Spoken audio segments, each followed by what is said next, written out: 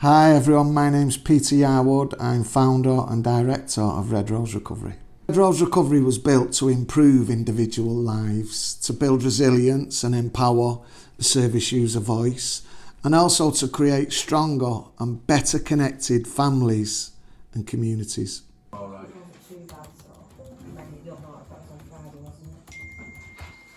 So my name is Jason. I'm the community engager and volunteer coordinator for Red Rose Recovery in Central. So I enjoy working for Red Rose because it gives me the opportunity to use my lived experience to relate to the service users that we're helping. We promote inclusivity and diversity, which just makes everybody feel welcome. It's like one big happy family, and it works really well.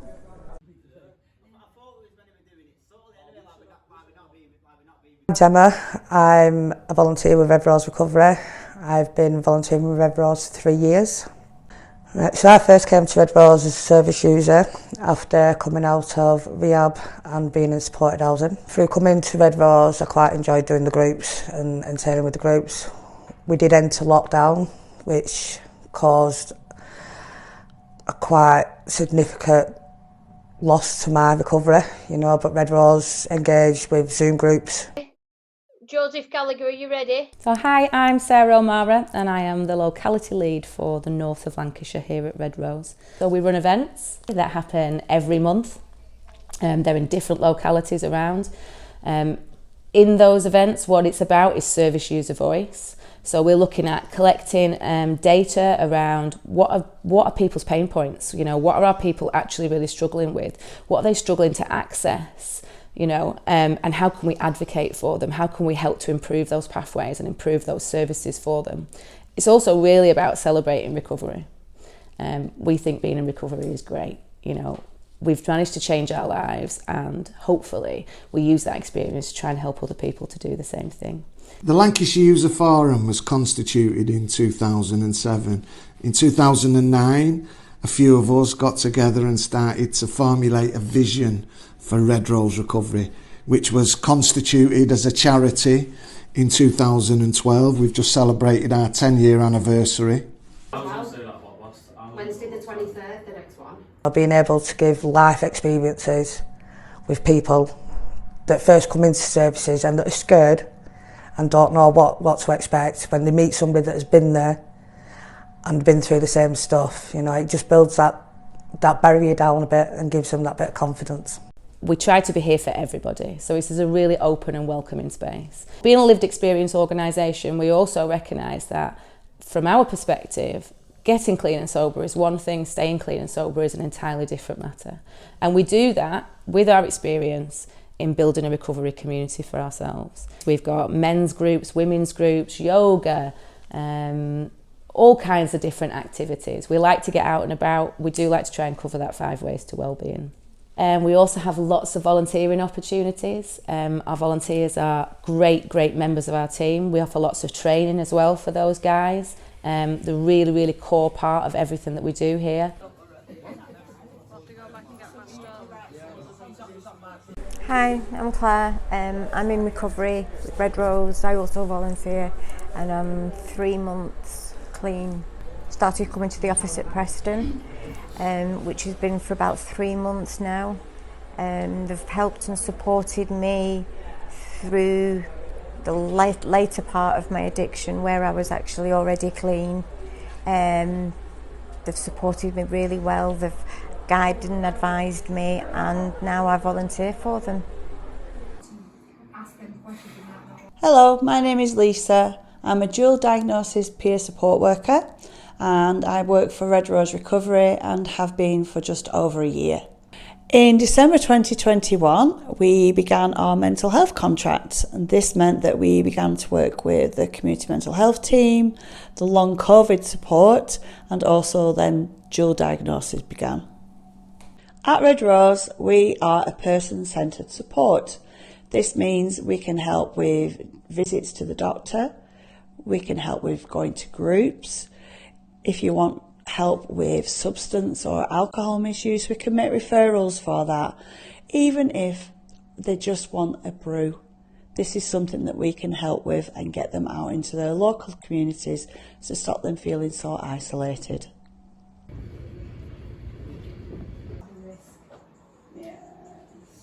but we need to check why they're not giving us the information that they should be doing.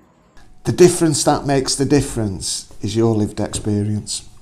Red Rose Recovery employ a workforce of over 100 people. 95% of those people have a lived experience in one of 5 complexities. I have a lot more connections, I have a lot more people that I can talk to.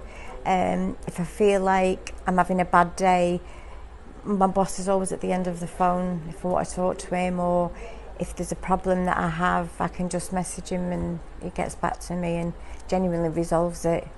So that's really nice and comforting knowing that there's somebody at the end of the phone. I've never had that before. So my name's Glenn Ireland, I'm the Criminal Justice Operations Manager for Red Rose Recovery. So the criminal justice pathway is embedding people with a lived experience of the criminal justice setting into secure settings.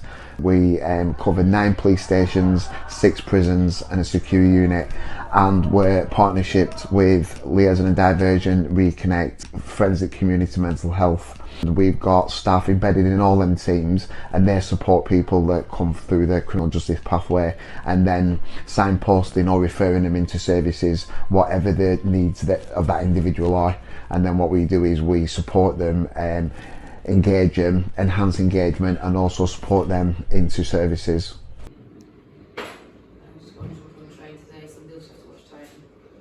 In Red Rose Recovery, the starting point is what's strong. What are you interested in? What are you passionate about? What are your skills and what are your abilities? And the key word there is you.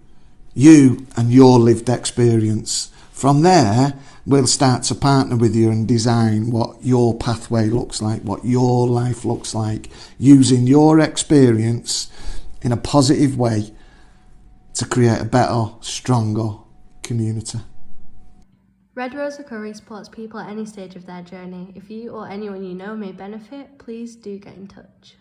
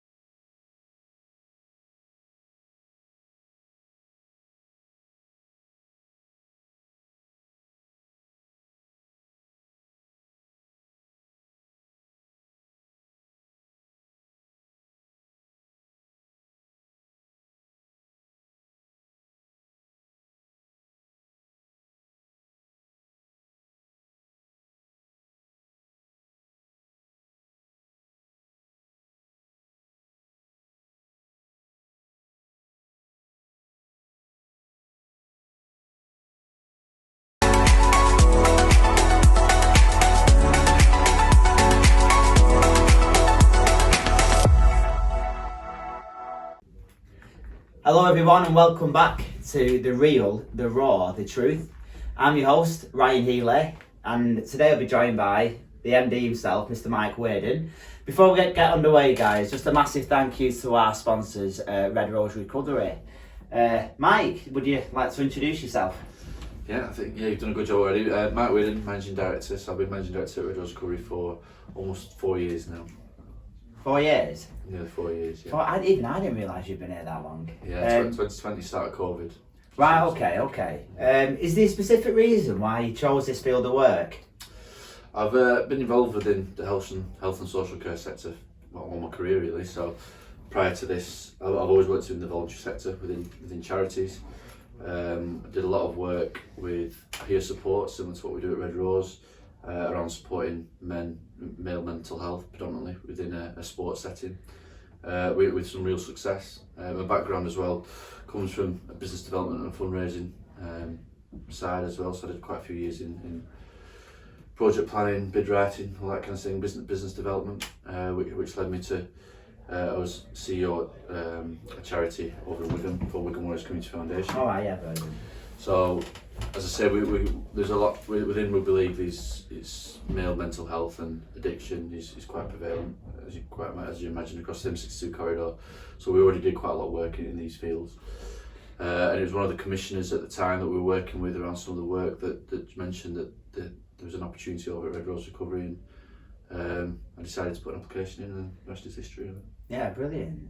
I mean, this realistically is me having a chat with you and getting to know Mike, but it sounds very similar to what you've done in the past, and I don't want the conversation to lose topic and go into men's mental health, but it is, you know.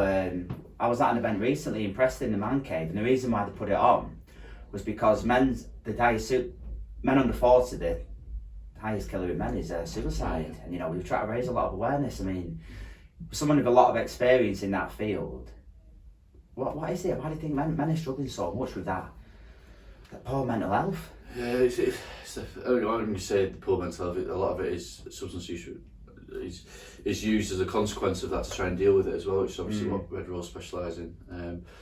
I think obviously with the cost of living, COVID, I think the pressure on males these days to provide, and the pride that us males have has had a huge impact, and with the cost of living increasing and the pressures increasing as a result, it's just becoming a bit too much for some people, and I guess the support isn't out there, or we'd like to think the support is out there from what we provide and what other partner organisations provide, but not everyone's aware of it, or not everyone's, sometimes it's too late when they decide to access it, or they don't access it at all, unfortunately. So another big part of what we do is making sure that we're raising that awareness and making sure people know where the different services are and how to access them. Yeah, definitely. I mean, you touched on an interesting point there with regards to like poor mental health leading into substance misuse. You know, I know personally, like, we work from a lived experience perspective, and like mine was, I would sort of like, alcohol was my poison. I'd go and drink when I couldn't cope with life or on life's terms. Unfortunately, when I go to the doctors, they would say, well, you know, your medication's not going to work and we can't really help you at the minute because you are drinking too much. And I do think it's great that Red Rose have got a dual diagnosis team, because it is an almost element of, you know, what came first, the chicken or the egg? You know, is it poor mental health, is it substance misuse? But me personally, I find that the two are very much intertwined. Very much come hand in hand, don't they? People deal with the mental health, unfortunately, on a lot of occasions with alcohol and substance misuse to get away from it all. It's the same with people that live on the streets, that are homeless. Abuse, trauma, unfortunately that substance abuse is common across all areas. We was having a discussion around dual diagnosis this morning in one of the meetings with Lancashire County Council, and you're right, we've implemented these dual diagnosis roles in the last 12 months, and the referral numbers are staggeringly high. And yet still, despite us knocking on the door and our partners such as CGL, Lancashire County Council, banging the drum to break down the barriers between treatment services and mental health, there still is that barrier there that people are facing. So what our guys kind of do is bridge that gap and handhold and make sure if people are getting rejected from services that they're going back and saying, no, this person needs your support, and making sure our beneficiaries get the support they need. So hopefully slowly we're breaking down them barriers. There are a number of meetings and committees and groups now that are popping up with both mental health services and addiction services on board, such as Changing Futures services. So we're working our way through it, but it's always been an issue, and it's not gone. And I think it'll be a while till it completely goes, to be honest. Yeah, I mean, it's a work in progress, isn't it? But you can say, you know, you mentioned NCGL, you know, there's Inspire, there's so many organisations cropping up at the minute. I know there's certain parts of the UK that have gone into recovery-ready communities where they're all interlinked. I do feel that our Lancashire User Forum, the LOVE, is predominantly sort of heading in that direction, where we get lots of different services and organisations in. I'd like to see that happen in Preston. I mean, with you linked in all these services, do you think that could be a possibility in Preston? There is talk of it, yeah. So there's talk at Preston Council, Lancashire County Council, potentially exploring some kind of hub in Preston. So for those of you that are in Blackpool, they've got a really strong model that works, where they've got a hub there where all your different health and social services come together and work within one building. Similar to what they envisaged with Changing Futures originally. We've got the MDT meetings, the multidisciplinary team meetings, where everyone comes together and meets on a regular basis, but we've still not got that relationship where we're working alongside one another. I mean, there's different organisations that work with other organisations, but not all together, if you will. So I think there are discussions at the moment to have a hub similar in Preston and LCC, which I think would be really good and help strengthen those relationships. Yeah, I'm glad you said that, and that's coming from Mike himself. Let's try and make this happen, everybody. I mean, there's never a day-to-day that's the same in Red Rose. You know, I really enjoy my job. I find it extremely rewarding, in particular when I have my own beneficiaries that I've come in like straight. We've had volunteers in it that have been sleeping rough, that have come through the doors, and we've managed to get them accommodation, got them involved in groups, and 6 months down the line, they've maintained their sobriety in Red College. That I find that really rewarding. I'm very much on the front line in here. I mean, what sort of aspects of your role do you personally find like rewarding? Exactly what you said. So yeah, I'm not on the front line as such, although we are, the management team are trying to, well, we have committed to getting out a lot more. So with the way we've grown so much over the last 3 years, we've almost admittedly lost touch with our people, our staff, in a sense that where we used to know everyone's names. Unfortunately, we've got close to 130 staff now, and there's new people coming on board every month. It's a challenge to. I'm terrible with names as it is already, so trying to maintain 130 is not my strong point. But we are committed to getting out to our guys and seeing the good work that they're doing and the challenges that they're facing and how we can support and impact in those areas. But it's exactly the same as yourself. So even though I'm not frontline facing, I do see the case studies that come through. I see the stories on the website. I attend the Loughs and the Roots communities and the connected spaces over in North Yorkshire where people stand up and tell the stories. And I think it's important that our staff do attend those events because it really does, as you say, it reminds you of why you're doing the job that you're doing. Yeah, I mean, me personally, like I say, I'm on the front line downstairs, but I don't find that barrier with staff. I think yourself and PTR would. From my own personal experience, whenever I've gone to staff with some ideas or something I'm interested in, always more than helpful. Like Pete, I said to Pete I was interested in the criminal justice side of things. Within a matter of weeks, he had me going into Hindley Prison doing the talk. And yourself, I know you're a busy man, and you know we pulled you upstairs to do a podcast. And you're more than willing to get involved if it's going to help people. So yeah, I mean, I can't imagine how difficult it is on your side with all that staff. I think over the last 5 years, Red Rose has just snowballed, hasn't it, with staff, and volunteers and beneficiaries. But I tend to know all the stuff in it. I mean, downstairs at the minute, for example, I do enjoy it. There's so much on a day-to-day basis, but it is never the same. No. And obviously, you know, we do have our challenges. I know personally, again, downstairs, we do have some challenges sometimes. Unfortunately, you witnessed one of them recently. We got involved in myself.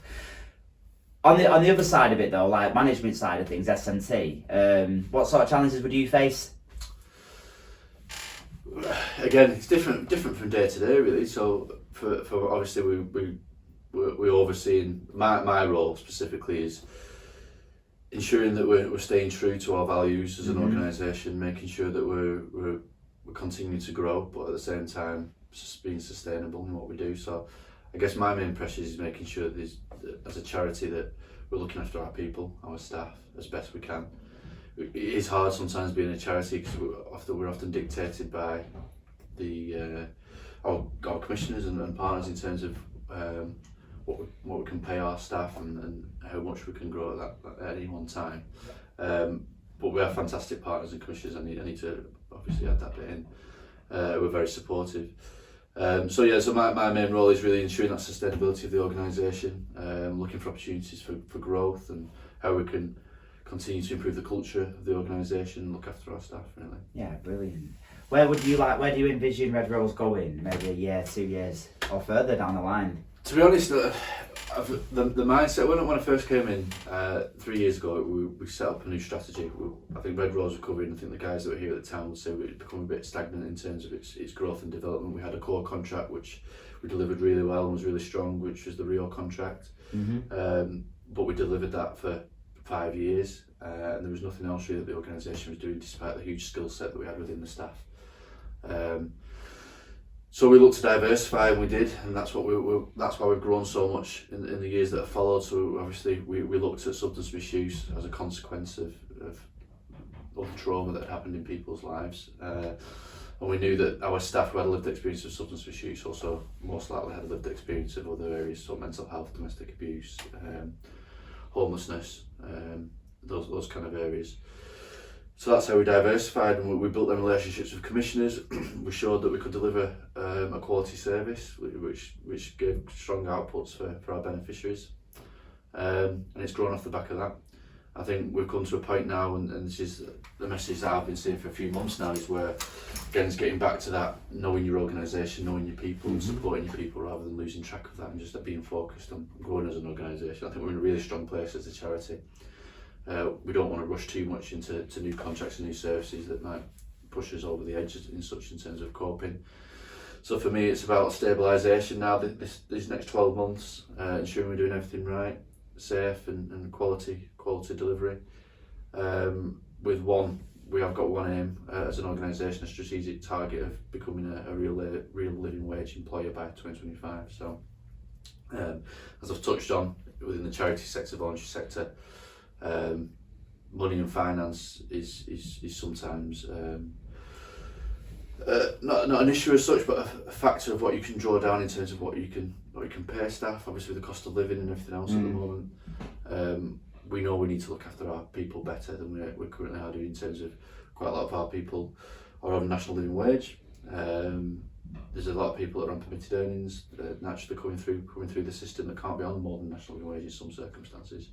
But we're committed by 2025 to move away from that and get to a wage for everyone, at least, where they can live off and have a good life. So yeah, we're committed to become a real living wage employer. Yeah, thank you, Mike. I mean, you explained that brilliantly. I think there is a massive reason why you are in management. You did mention in that description the Rio contract. Yeah. As the managing director of Red Rose Recovery, would you say that the Rio contract is the backbone, fundamental part of Red Rose Recovery? 100%. I work on the Rio contracts. Yeah. Mike, it's been an absolute pleasure. Is there anything you'd like to say to the viewers? Maybe for future beneficiaries, volunteers, staff, why they should get involved at Red Rose? Yeah, 100%. I mean, for those of you that don't know, our pathway for employees has been through the Rio contract, in a sense, which is why it is probably our most important service, and it's the backbone to everything that we do. We pick up people when they really need our support. Sometimes that can be a bit later than we'd like, but we're always there, whatever stage of the journey they're on. And what I would say is reach out at whatever point in your recovery journey and get that support. We provide training, we help people, we upskill people to become volunteers or just receiving the support they need, whether that's around employment, housing, the family situation.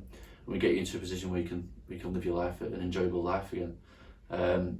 But from our perspective, our staffing pathway comes from that route. So I'd say 80% of our staff come through that pathway in terms of they've been at rock bottom, we've provided the support to help them develop, and they've come into employment roles with us at Red Rose Recovery.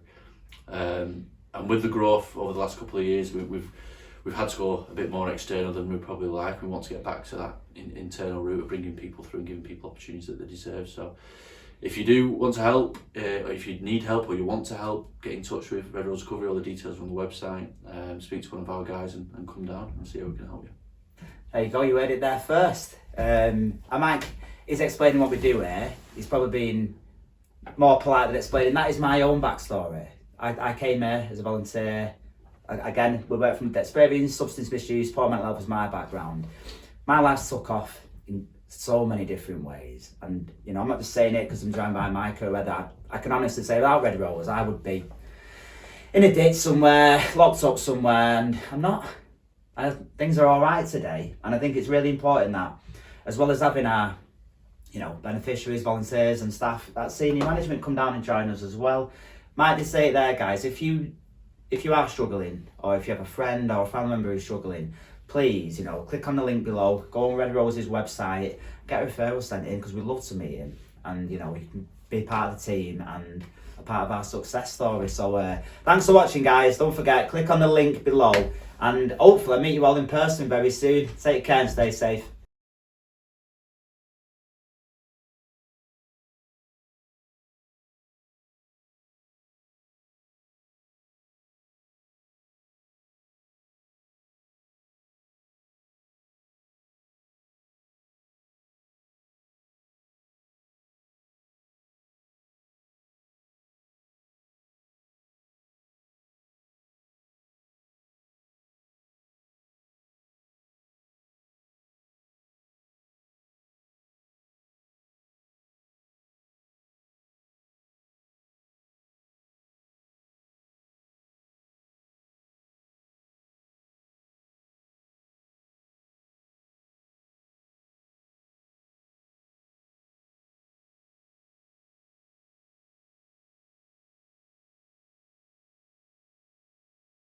Hello everybody and welcome back to the Real, the Raw, the Truth podcast with your host me, Ryan.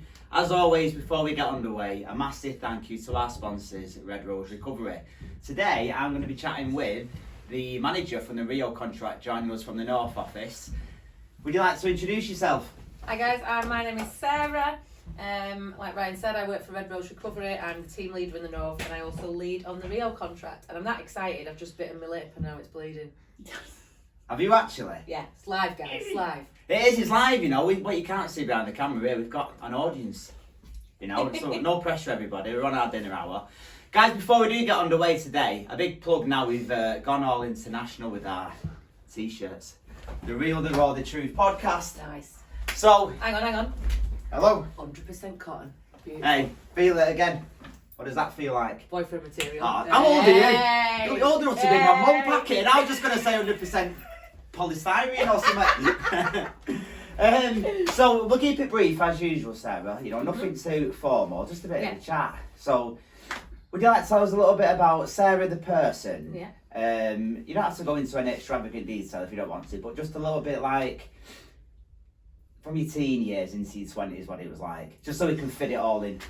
Oh my God, right, well, so obviously we know that Red Rose Recovery is a lived experience organisation, right? So obviously I am lived experience, so I don't mind disclosing I am an addict and I'm an alcoholic. So I've had quite a mixed past, let's put it that way. Yeah, there's been some really big highs, there's been some really big lows, and thankfully now, do you know what I mean, I'm stable in recovery. But teen years, you know, I arrived at drinking and drugs, you know, fairly early. Do you know, it was the 90s, do you know what I mean? I'm that old. So, you know, I was drinking in parks, I'm smoking weed in bushes, you know, sneaking out of school, doing bongs in the park and all that kind of madness. I mean, to be fair, you know, I did fairly well at school and stuff, you know, I was fairly academic and I think that's how I got away with it for such a long time, to be honest. I was, you know, banging to the rave scene as well, you know, late 90s. That's where I sort of really found, you know, where I thought I wanted to be in life. I had a group of friends, we all stuck together, you know, and ecstasy, to be honest, was my biggest friend at that point. You know, it gave me that confidence, it gave me that, you know, it helped me to talk to people. It helped me to get outside of myself, you know. Like I can be quite a gobshite. Yeah. You know, but like when I was younger, I was filled with anxiety. You know, I didn't feel like I was good enough. I didn't feel like, do you know what I mean, I fit in anywhere. So, like I say, when I took drugs, you know, those feelings changed. It just sort of spiraled from there. You know, I met my husband when I was in my 20s, early 20s. He was much older than me. You know, his relationship wasn't the best relationship. You know, and it ended in quite a traumatic way. I am a widow. You know, I won't go into the specifics of that. But, you know, I found myself 33 years old, fairly traumatised, you know, we had a son as well, my son's fairly traumatised, and, you know, my husband was dead, and I drank and I used, mate. Do you know what I mean? There's no other way to put it. Do you know what I mean? I really kind of, I hit that fuck it button. Yeah. I hope I'm allowed to swear, Ryan. No, of course you can, yeah. You know what, I don't want to use the word and say it's funny to say, but what the people watching us now won't realise is we've just been doing training. Yeah. And, you know, gone around the room to introduce ourselves. And everybody sort of shared a little bit of their backstory. And I remember when I checked in this morning, I said, you know what, I'm really not feeling it today. I feel so much more better after listening to everybody's stories. Because fortunately, a lot of the people we spoke to are far in recovery and their lives have changed massively for the better. But leading up to that point, everybody had some sort of, some of the stories are horrific, but everybody had trauma. Yeah, absolutely. Everybody had trauma, and I think that whatever sort of like, I mean, people fell into addiction, but all different sorts. So some people fell into like crack and heroin, some were saying was into amphetamine. Yeah. Yours was different again, it was like the rave scene. Yeah. But like regardless of where we've ended up in addiction, it tends to all come from trauma. For me, honestly, I think trauma is one of the biggest gateway drugs. Like, do you know what I mean? For me, it really, really is. Like, I didn't have a bad childhood and all of that, you know what I mean? I've got a great mum, you know. My dad was an alcoholic, but, you know, I had love, I had boundaries, do you know what I mean? I didn't have a disadvantaged upbringing, but there was just sort of something in me, and then that, you know, that one, and it was a big trauma, do you know what I mean? That one trauma, and that was it, do you know what I mean? All bets were off. Like alcohol, cocaine, benzos, do you know, whatever anybody put in front of me I would do, because I just wanted to get outside of myself. Do you know what I mean? I couldn't deal with them feelings, I couldn't deal with my thoughts, and yeah, it was my escape for a long time. I think what you touched on there, Sarah, you didn't have a bad upbringing and stuff like that, you're quite fortunate. So for example, so Dr. Gabba Mate, he's very much along the lines of the majority of addictions stems from trauma. But what I think it is good with Gabba Mate, he doesn't really, he'll say, like, regardless, you don't have to have been abused as a child, and been to the, if it's trauma to you, it might be something as someone's pushed you over, but if it's traumatised you, you're still in trauma. So how do we get away from that? Do you know why it's difficult? I think for me, do you know what, we've got to take care of the kids. Yeah, like, I know, you know, we're on a podcast now, but it's being careful with the social media and stuff as well. You know, like when I was young, you know, if you had trouble at school and all of that, do you know what I mean, and you got home and that was your home, was your safe space, the kids don't get that protection anymore. Do you know what I mean? All the abuse and all that stuff follows them into their homes. Like the cost of living is killing people, right? Do you know what I mean? Absolutely killing people. You know, people that are working full time, have got food banks, do you know, are struggling, and then mental health. Do you know what I mean? Improving people's mental health for me is absolutely paramount. Because honestly, for me, it wasn't about the drugs. The drugs were my solution. Do you know what I mean? To how I felt. You know, I couldn't deal with the trauma. I couldn't deal with the feelings. I didn't love myself enough. Yeah, I mean, the cost of living. I was chatting to a taxi driver the other day, and he told me he was a chef. I went, I had a career change. I went, no, I'll be chefing tonight. But I've only started this job 6 weeks ago. I said, so you're doing both? I said, yeah, why? I went, why are you doing that? He said, because I've got a wife and 3 kids, and we cannot afford to live. You know, but that's almost going down a political view. But I do think it all blends. It's sort of like this fast-paced living, you know, everything's so expensive, people just working to survive. I don't think it's a coincidence that more and more people are coming to recovery because more and more people are going to drugs. You know what I mean? It is an escape mechanism. Yeah, absolutely. And it's an easy fix, right? It's that instant gratification. Do you know what I mean? Like, it's being in recovery is hard work. It's genuinely hard work, you know, but it's that age-old thing, isn't it, of, you know, either I give up my entire life for one thing, which was drugs, or I give up one thing for everything else. Do you know what I mean? And nothing else has been truer. Like today, I've got a beautiful life today. I love my job. Do you know, I genuinely do. I love the people that I work with. You know, I'm in recovery, I do a 12-step, do you know what I mean? It's not for everybody, it's right for me. I've got friends, real friends, do you know what I mean, that love me, that I love. Do you know what I mean? I've got a beautiful relationship with my son. My mum's proud of me today. Like, for me, that's, do you know what I mean? That's absolutely massive. And it's recovery that's done that for me. And I thought I was going to be bored. Trust me, I am not bored. No. Do you know what I mean? I have done more things. I've just come back from Thailand. Do you know what I mean? I spent 3 weeks. I didn't know you was into them. Yeah. That's where your mind's going. Yeah, exactly. I'm a sick puppy. But I did 3 weeks in Thailand, do you know what I mean? I spent a week of that travelling by myself. I'd had never ever had the bottle to do that. Do you know what I mean? I did it clean, I did it sober. It was one of the most beautiful experiences of my life. That's the stuff recovery is good. My brother was in town for a couple of years and supposed to have some of the most beautiful beaches in the world. Oh, it was amazing. Yeah, and you know what, Sarah, that is what recovery should be about. Someone told me once recovery is all about recovering the person that you lost to begin with. And like going to be able to travel the world and do things like that. I mean, that's the beautiful side of it. You touched on earlier on in that though, that, you know, recovery is hard work, and if I'm being brutally honest, this is where I become unstuck, because it's almost like when I first got out of prison a couple of years ago, I moved house recently and I found my journals. And my journals were from the first 2 months I got out of prison, and I was living in Blackpool in supported accommodation. And the journal's like, I'm so grateful today, I've been for a run on the beach and I've been to a meeting tonight, my life's brilliant. It was brilliant because I just finished a 3-year sentence that I'd done in COVID. But if I'm being brutally honest, I've lost my gratitude big time. Big time, through Red Rose and having good people around me. Like, my life's never been better than what it is now. But I've moved away from that. The brain quickly forgets though. I can forget what it was like out there in the madness. Do you know what I mean? I can forget all those, do you know what I mean, all those days I was literally sat behind my door, do you know what I mean, shaking, paranoid, dry retching, do you know, like been awake for 3-4 days at a time, you know, desperate for a bit of normality in my life. After all that pain, you know, you said earlier that you've been widowed. I'm like, how does the brain forget? I know the steps will tell you you're insane. It's insanity around your addiction. Do you believe it is insanity? Do you believe anyone's got a choice? I mean, No, there's no right or wrong answer. I'm just asking for your opinion. For me, genuinely, I think I was hardwired to be an addict. I do. I think, do you know, I believe addiction is an illness. Do you know, I believe it's part of a mental illness. It's recognised by the World Health Organisation as a disease these days. And it genuinely is my belief. Do you know, I think I'll always be an addict, but I can treat it with a solution. And the solution for me is community. Yeah, it's getting around other alcoholics, other addicts, people that aren't going to judge me. Yeah, people that get it, that have brains that think the same. Because my thinking is still fucked at times. Yeah. Do you know what I mean? Absolutely. You know, I've got an head that talks to me constantly. Do you know, and I need to be able to get that out of other people. Do you know, to make sense of it myself.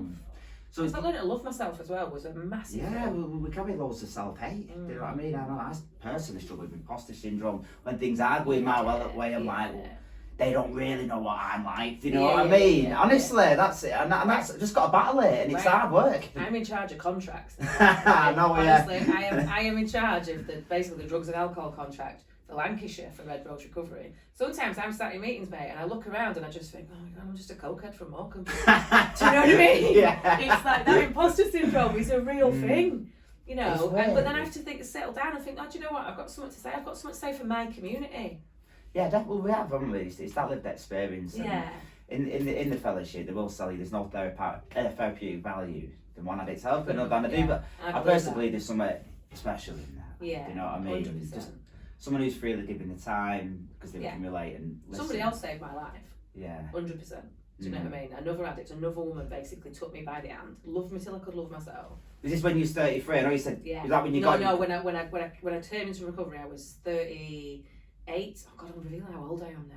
I am. Well, we don't know how long you've been clean for. I am really. So Sarah, how long have you been clean? I'm telling you now. Count the wrinkles. No, Count the wrinkles. Listen, our life starts when we get clean. Yeah, 100%. You know? So, with your recovery, there's different forms. You touched on the 12 steps. How do you feel Red Rose away from the steps? Do you think that personally helps run your recovery, or is that just you wanting to give back, or? I think it's a bit of both, to be honest. Like, you know, when I first got into recovery, it's like I needed to immerse myself in this stuff. Yeah. And for me, that thing of helping somebody else, you know, when I feel shit, the best thing for me to do is to go out and help somebody else. I forget about what's going on for me. Do you know what I mean? And when I'm talking recovery, it's like it starts to make a bit more sense to me. You know, all that you're saying, you know, that gratitude that I'm letting go of. You know, when I'm starting to explain it to somebody else and I'm talking to somebody else. Do you know what I mean? I find that for myself. And you know what? It is true, and I'm not just saying it for the benefit of this now. Like, we are doing training today. We have just checked in. How you feeling, man? I feel a bit shit. And just because we've got staff members in from different localities, we've gone around the room and just said, you know, everybody just tell us who you are and a bit about yourself. Yeah. And they very quickly became involved in their stories and their journeys. I stopped thinking about my own things. You are very much in the fellowship as well as Red Rose. Yeah, absolutely. How would you tell somebody to attend a meeting? A Red Rose meeting? Yeah. Yeah. Yeah, for me, it's about, look, it's something that works on the side of it. I always tell everybody, try a little bit of everything. Yeah. Do you know what I mean? And find out what works for you. For me, community is the most important thing. Surround you are who you have it with. Yeah, I know 100%. I agree surround with yourself massively. with other people that Simple get it, mathematics, that try to live their life a better way. Yeah. So Sarah, we're going to be wrapping up soon. To somebody out there that potentially could still be struggling. Yeah. Oh, before I do go, actually, I know you want me to explain. What's the north? When I say people from other localities are coming in from the north and the east, what is the north? The north is the best. Is it? You're saying. We are in central right now. Yeah, no, we're the north of Lancashire, so we're above Preston, we're all the way up to the Cumbria border, and we also cover St Anne's and Fleetwood as well. Is it what's going on up there at the minute? Oh my God, everything. I think we've got our 20-odd face-to-face groups. We're doing walks in the Lake District a couple of times a month. We've got men's group, women's groups. We've got groups that are just about connection. Yeah, we've got a risk of relapse group that is getting rolled out across the other localities as well. We're just training people on it today. That has been written by addicts for addicts. It's a behaviour change programme. It's been running in Lancaster for quite a while. Get down, guys. Get down. And do you know what I mean? And visit us. What's the worst that can happen? Do you know, genuinely, it might save your life. But the best thing you've ever done for yourself was for me. Saved your life, didn't it? Yeah. And that brings us really nicely to the end. So, Sarah, I appreciate how busy you are, and I really appreciate you coming up here on your dinner hour to have a chat with us. I know I bit of it. So, guys, if you want to support us or you like what you've heard here, please show your support by getting involved. Purchase a t-shirt. If you want to get involved with Red Rose Recovery, please go on our website. It's www.redroserecovery.org.uk. If you or a friend, a family member is struggling, please, come and get involved. There's so much going on at all localities. Please subscribe, comment, share. It's all in the description link below. Until then, everybody, stay safe, everyone. Take care. Bye bye. Bye bye.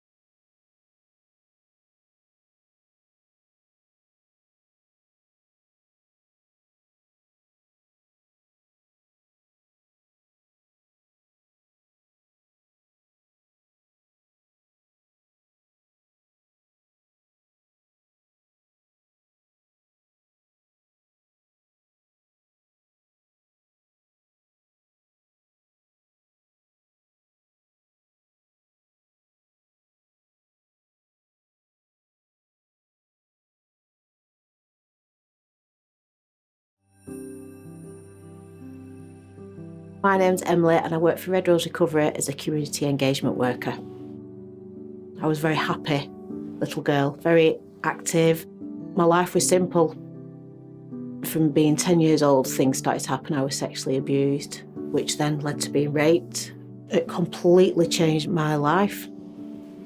Alcohol and drugs took away all the fear, all the pain, all the emotions, everything, just numb. So that was the only way I could deal with the circumstances.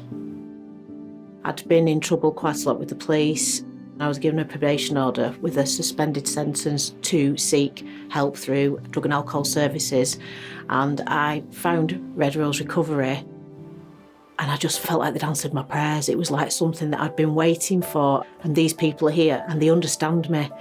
I felt like I finally belonged. And that for me was the time that I got myself clean and I got help. I got a little job as a lead volunteer. And I then got offered a job within about 3 months as a community engagement worker, and I love it. I've had service users come to me and said, "You've saved my life," and I feel the same. I owe my life to Red Rose, and that's what I want to be a part of, and I'm proud to be a part of it. I've got my life back.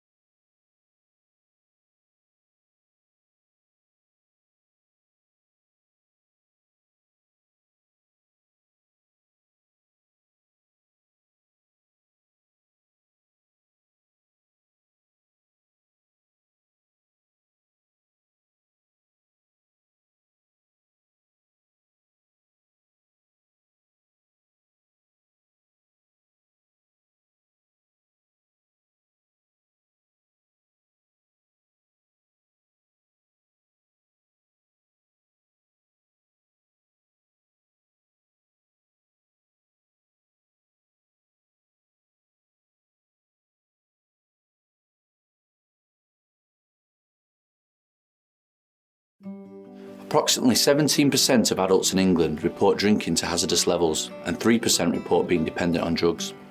Of those receiving treatment for substance misuse, 2/3 say that they have a mental health need, but only a quarter are receiving any treatment. Red Rose Recovery was created with the support of Lancashire County Council Public Health in 2012 by a small group of family and friends who were affected by addiction but felt they had no say in their local recovery services. Today, working across Lancashire and parts of Cumbria, we support the physical and mental health needs of people affected by substance misuse and addiction. 95% of our staff and volunteers have personal experience of recovery from addiction, mental health issues, homelessness, offending behaviours or trauma, and we understand the importance of tackling stigma, reducing social isolation and building a sense of community. We also facilitate grants in partnership with Lancashire County Council for local project initiatives which engage people in recovery. Since 2020, Lancashire and South Cumbria NHS Foundation Trust has contracted Red Rose Recovery to embed peer support workers within multiple NHS services. One service embeds the lived experience of addiction and the criminal justice system into police stations and prisons. Beginning as a pilot, this is now delivered across 9 Lancashire and Cumbria police stations and all of Lancashire and Cumbria's prisons. Around half of those recruited have gone on to secure permanent employment in the NHS. We're helping people recover and giving individuals purpose, including providing employment skills and offer a range of accredited training programmes. Our reach and range of activities has grown dramatically since our start in 2012, with over 5,000 people being supported in the last year, and we continue to grow. We're a pioneering organisation, inspiring people to believe that sustainable recovery is possible for everyone.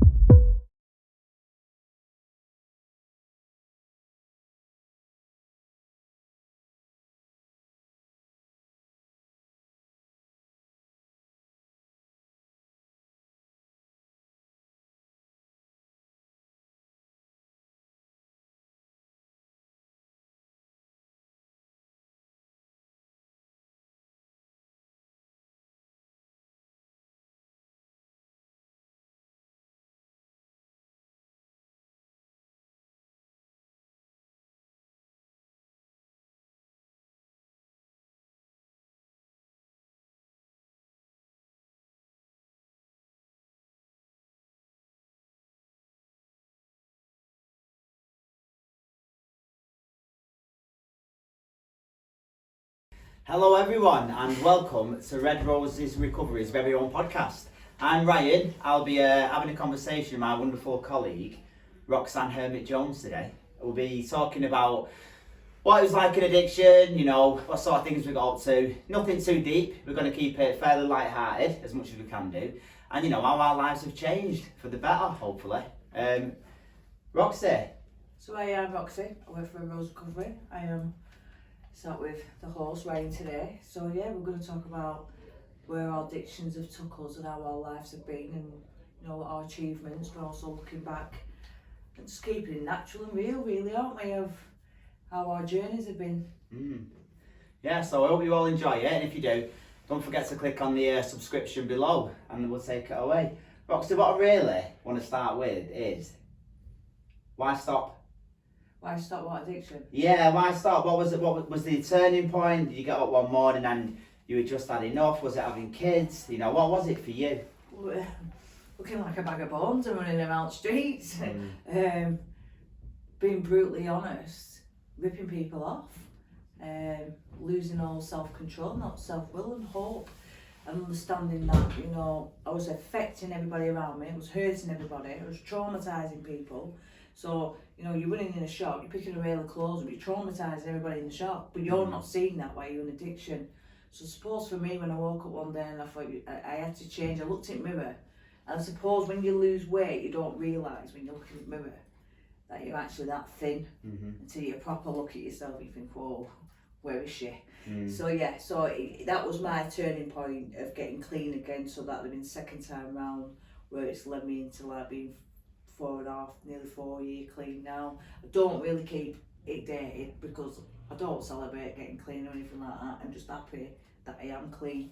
But yeah, I've tied people up at the bottom of the legs with belts, I've run off away from them, I've pickpocketed, I've seen a tenner hanging out of the bag, it's mine. Everything was mine. Yeah, just owning it really and understanding that I was affecting everybody, but also seeing people around me and thinking, I'm like that, you know, I had them trainers, I had that, and it does affect somebody who's in a complex place. But there's been happier times when I've took drugs and I've been buzzing my head off, and you know, and I'm thinking, yeah, this is the best life, to having the worst drugs ever and living on the streets. Yeah, I know, and I think sometimes we almost forget, in particular when you're in recovery, when you're working in the recovery field, that there is elements of enjoyment in it. Otherwise, we wouldn't have carried it on for as long as we did. But the main thing is, and there was 2 points in there, the ripple effects are massive. I know from my own experience, I didn't, a psychologist told me once, I don't think you realise the devastation you've caused your family and other people.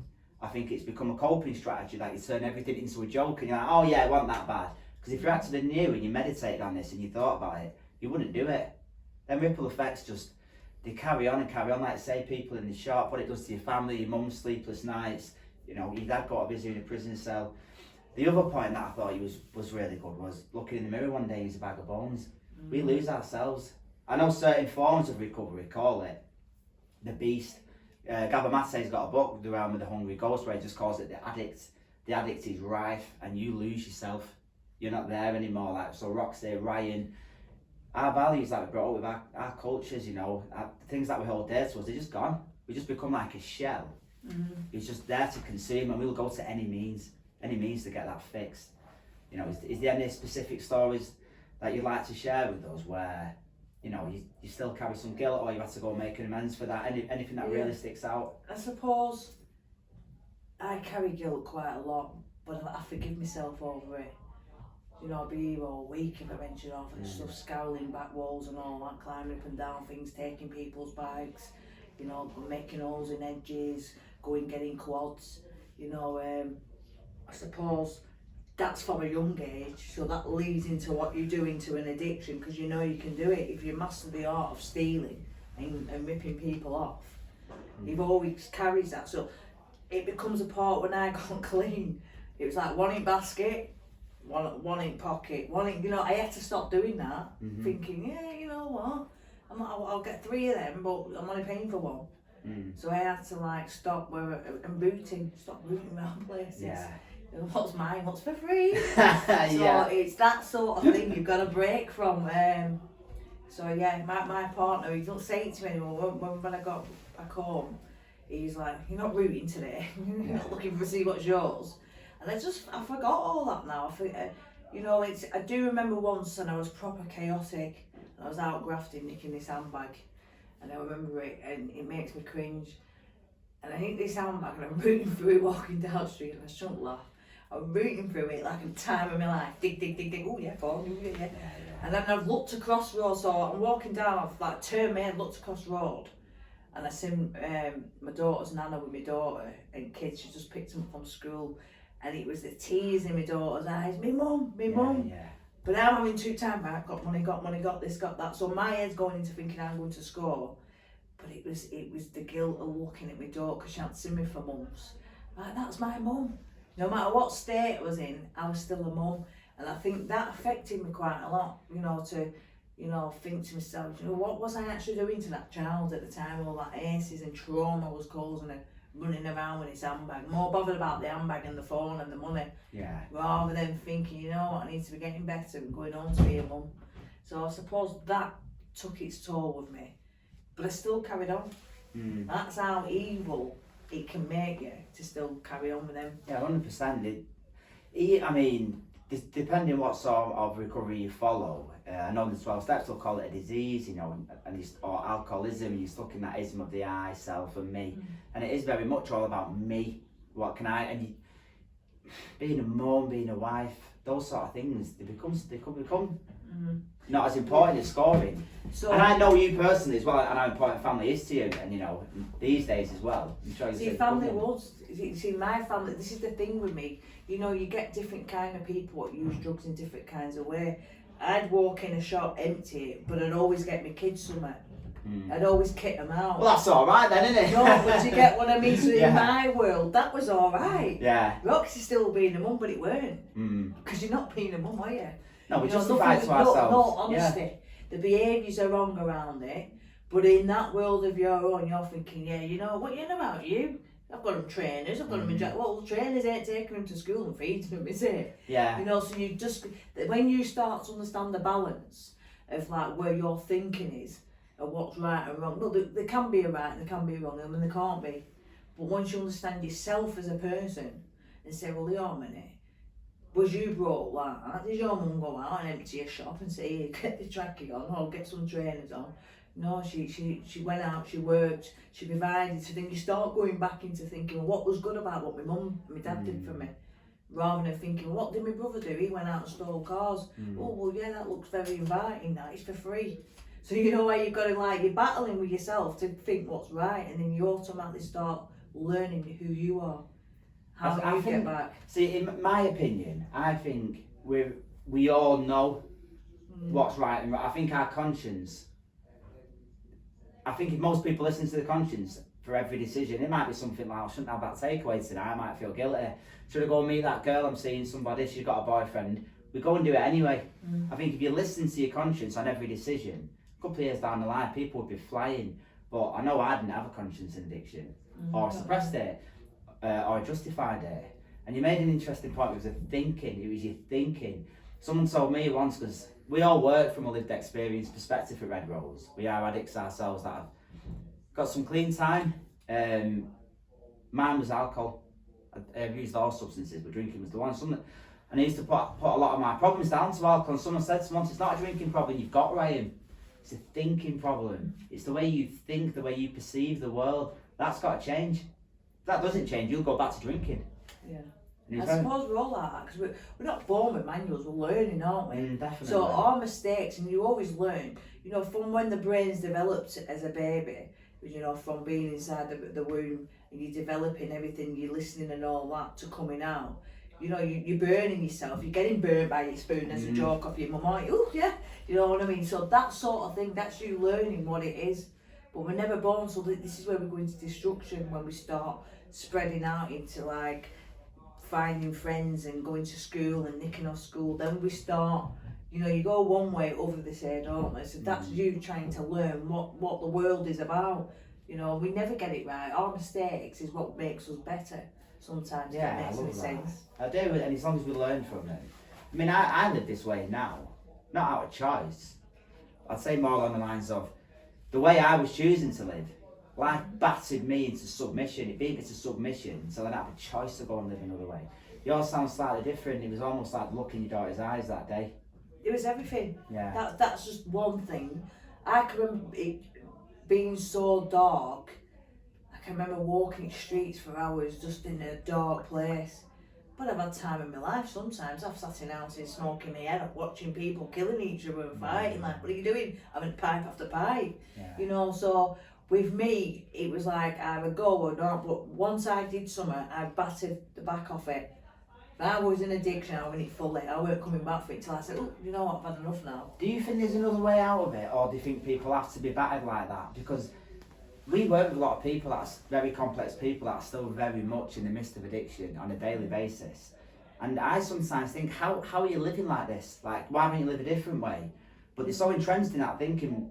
But when I use my lived experience, if I was telling a 25-year-old me, you don't have to drink and use drugs, you can prevent all this, but you stop using now when you live like that, I wouldn't have listened. Do you think some people can get it by, well, visible recovery, or do you think some people have to be battered into it? Some people don't get clean till they're about 80. Do you know, I've seen people come in and inspire and they've been at an old age. Some people just don't get it. Some people have had that much trauma, they've had ACEs, they've been in a bad accident, they've been addicted to all different kinds. The brain is a big part what doesn't release what we should be doing, because everything about it is thinking you're keeping yourself safe in addiction, which we're looking at you and you're not. So, you know, until you switch someone's brain off and say, right, wake up, you're all right now. Yeah. You know, you've got to do it. That's a process of getting better. You've got to do it. I think as well, again, only speaking from my own experience, the visible recovery is massive for me. If I see somebody who's sort of been where I'm from, not necessarily my own area, but same sort of estate, same sort of background, same sort of prison, you're further on your journey than me. You're someone I use in particular from working with a female. I think we had one a couple of weeks ago and I brought you in and saying, Roxy's been there, and look at her now. It's achievable. That's the word again, been there, no, and this is where we need to use our terminology differently. We can identify Roxy's been there because we haven't had that same journey. So identify. It's like when we use safe spaces. When I was speaking to Pete, safe means you're bringing yourself in safe. We can keep you safe, but we can't see what's in your pocket. So we keep the safeness within the building as a whole, but you keep yourself safe while you're in the building. So you can be at a party sort of thing. Are you going to be safe at this party? Is there going to be X, Y, and Z? Not at one of your parties, by the sound of it. You know what I mean, don't you? It's all about how you keep yourself safe. If I was on them streets and I was marching around and I had drugs on me, my safety is me because I'm going to go and smoke my stuff. You ain't having any of it, so I'm keeping myself safe because I've got my stuff. But it's all about that, naturally in the world, is keeping yourself safe, because there's no such thing as a gang, and there's no such thing as he's a 10-man lad over there. Don't start with him, because as soon as he's on his own in the street, anybody, you're vulnerable on that street. You're not safe, are you? No. No matter where you are, you're not safe. So you just got to look at it. Is how when they come in, what kind of safe environment are we providing for them, what we do in the hub.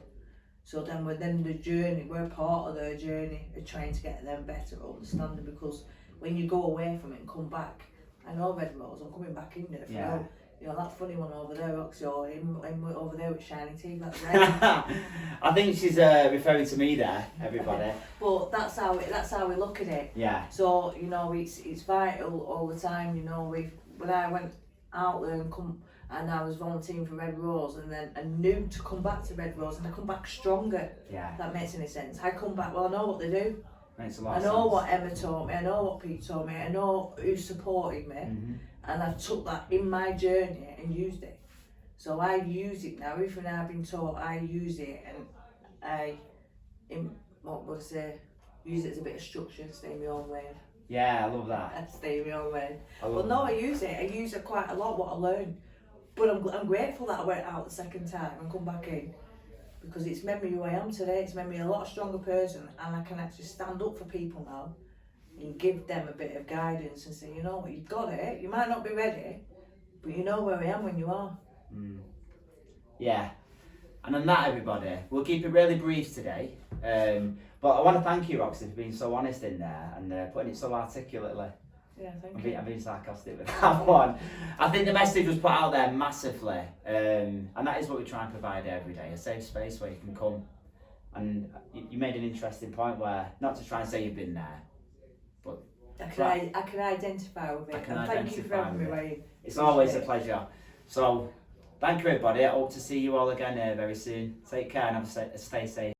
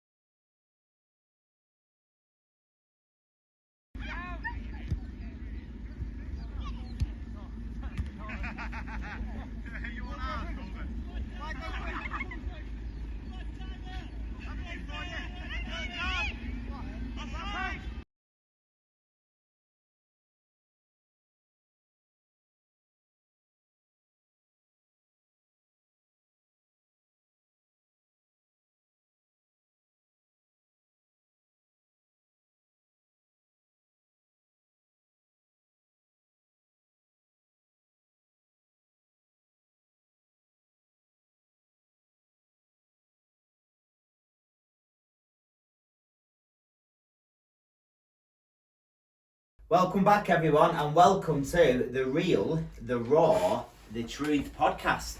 I'll be your host, Ryan. Before we get underway, as usual, I want to give a massive thanks for all the support we get from our sponsors, Red Rose Recovery. Today we've got the very own manager of the New You project, Terry. Terry, would you like to introduce yourself? Who's let him in? Anyway, I'm Terry, yeah, new manager of the New You project, and people say it could potentially be the most exciting project in Red Rose at the minute. I'm just saying what's on the street. When you say people, you mean yourself? staff, service users, beneficiaries. I'm just saying the general word on the street is it's a very exciting project. And let me tell you what we're doing. So basically we're trying to be the grassroots team raising awareness in the community of substance misuse.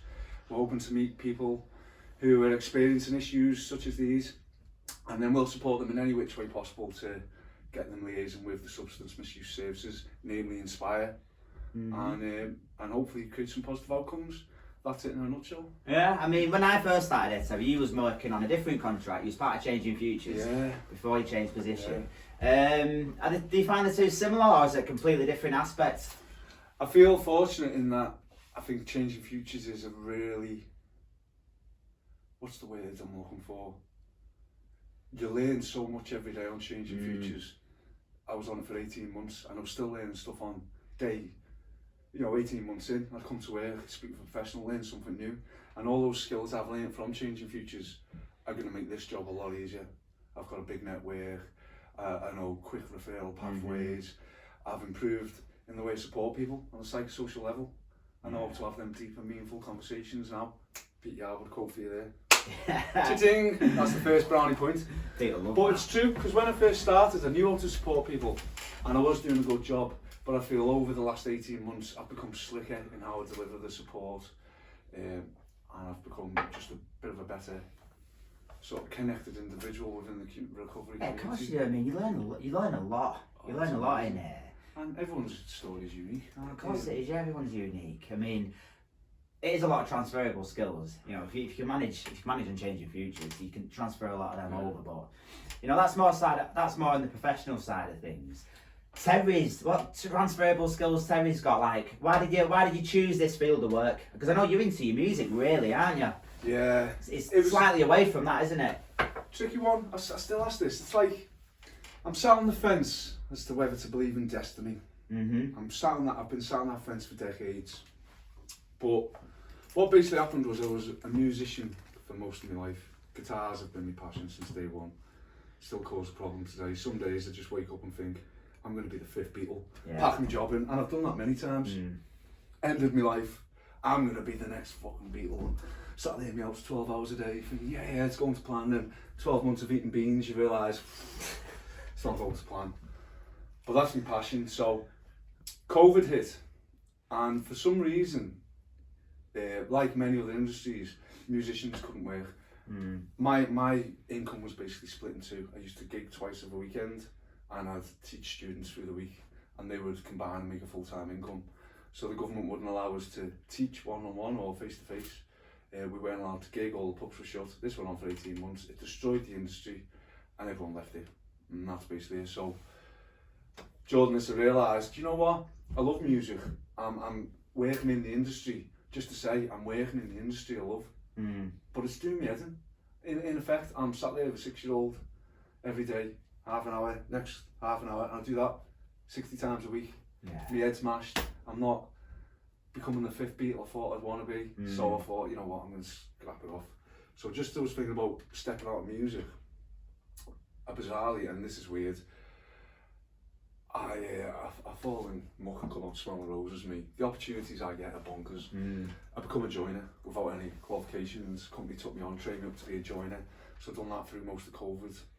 And then I was in a relationship with a girl from Liverpool, lovely girl. Speaking to the other night, and we were just on different paths, Great relationship, never argued, there was just no connection. She wanted to stay in Wavertree, I wanted to stay around here, and I got off the council flat, West Lancs Council, over near Southport Way, so I jumped on that. I was still working to Skem, and then I thought, I'm sick of this, you know what, I'm going to start looking for opportunities in Preston, and then I come across Red Rose. To be honest, I thought I was applying for a delivery, one of these recovery trucks that go around. Yeah. I'm still disappointed it wasn't. No, I'm only joking. But no, I was previously a youth worker during the austerity years, just as the government at the time destroyed and decimated the youth service. So those outreaching skills were ticking boxes for the experience for this job with the Changing Futures. And I'd also ruined my life 10 years earlier, and with substance misuse, criminality, more substance misuse, then a bit more criminality, and it was just as I was in recovery and I was in a good place, Red Rose was like the sort of final nail in my coffin. It was weird because I found I was still working with the chaotic characters. I was still involving myself with all the big time lads and all like that. I wasn't using, but I was seeing them every day in the workplace or over the weekend. As I've started working with Red Rose, you're connected with similar people. Yeah, big time. Like, I can see me and Scott getting on really well years ago. Same with you. A lot of us, we're all kidders, you know, we're all reformed kidders, but you know what they say, you can't kid a kidder. So, being surrounded by people, because I struggle with abstinence an awful lot, and being surrounded with people who struggle with it or have struggled and can offer advice, first-hand experience. Like, you know, if you or Scott come to me and offered advice about drug use, I'd really take that because I know you've been there. No matter what I say, you're a step ahead. You've been through this path. You know everything I'm going to say. You know how it's going to work out. Yeah, you know? I mean that would be beautiful to know. Like if someone had like a remedy now and they could sell it and go, this will cure it. I think I've got it. Yeah. I think the remedy is to destroy your life in one sense and build a new life, but be part of a recovery community. Because I honestly feel now, and I was thinking about this the other day,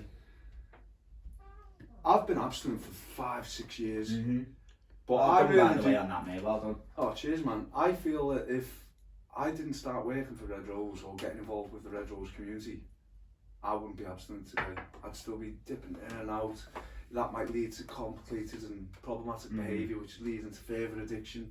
Well, I don't want to take this away from you, but like my background is severe addiction. Now I've been in numerous treatment centres. You know, I've tried fellowship meetings, I've done the steps. I was a chronic relapser. I'd work in 3 to 4 month cycles. I recently, well, about 6 weeks ago, I celebrated my first year clean time, and people said to me, so what have you done this time? Have you gone through the steps a different way?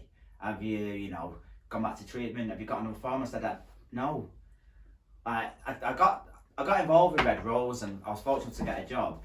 And the only thing I put it down to is, you touched on it then, you're in and around them people on a day-to-day basis, but on a deeper level than that, I find having a purpose.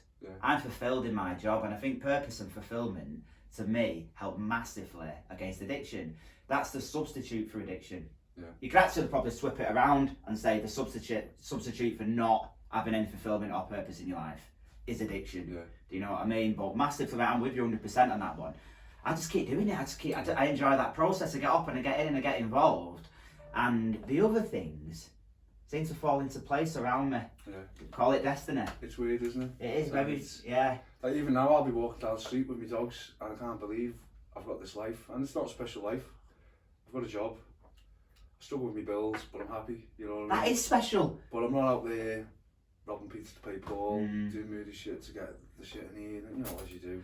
That is special. I mean, if you can relate to what we offer here, I mean, some people will have no understanding of this other lifestyle, but you know, speaking from my own experience and a lot of people that I work with, staff, volunteers and beneficiaries, our background, we didn't have relationships, we certainly did not have jobs. If you wasn't in prison, you were doing all right. Do you know what I mean? Or sleeping rough.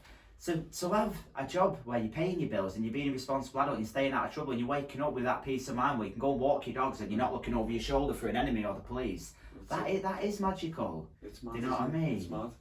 So I feel that the skills we've taken from our own experiences help us in this role a lot. But, I think you've got to have a unique personality to work for Red Rose as well, and we've all got that sort of unique personality. We're all very approachable, and a few of us are quite funny, a few aren't. Yeah. But, you know. I do. I mean, I don't know about yourself. I do most days. Don't get me wrong. I have my challenges in work. Most days I enjoy coming into the office because, like you say, you know, there's that fine line between genius and insanity. They say, and I think a lot of us live on that line. That's me. Speaking of genius or insanity, did you see the recent UFO disclosures by the American government? I didn't, mate. What do you think of them? What do I think of them? Well, I think that the UFOs could potentially be God. Or in fact, vice versa. In fact, maybe we've been ascribing divine attributes to these UFOs that we've like mistakenly been describing as God in the old scriptures. What do you think about that? Could be. About that? Jesus is an alien.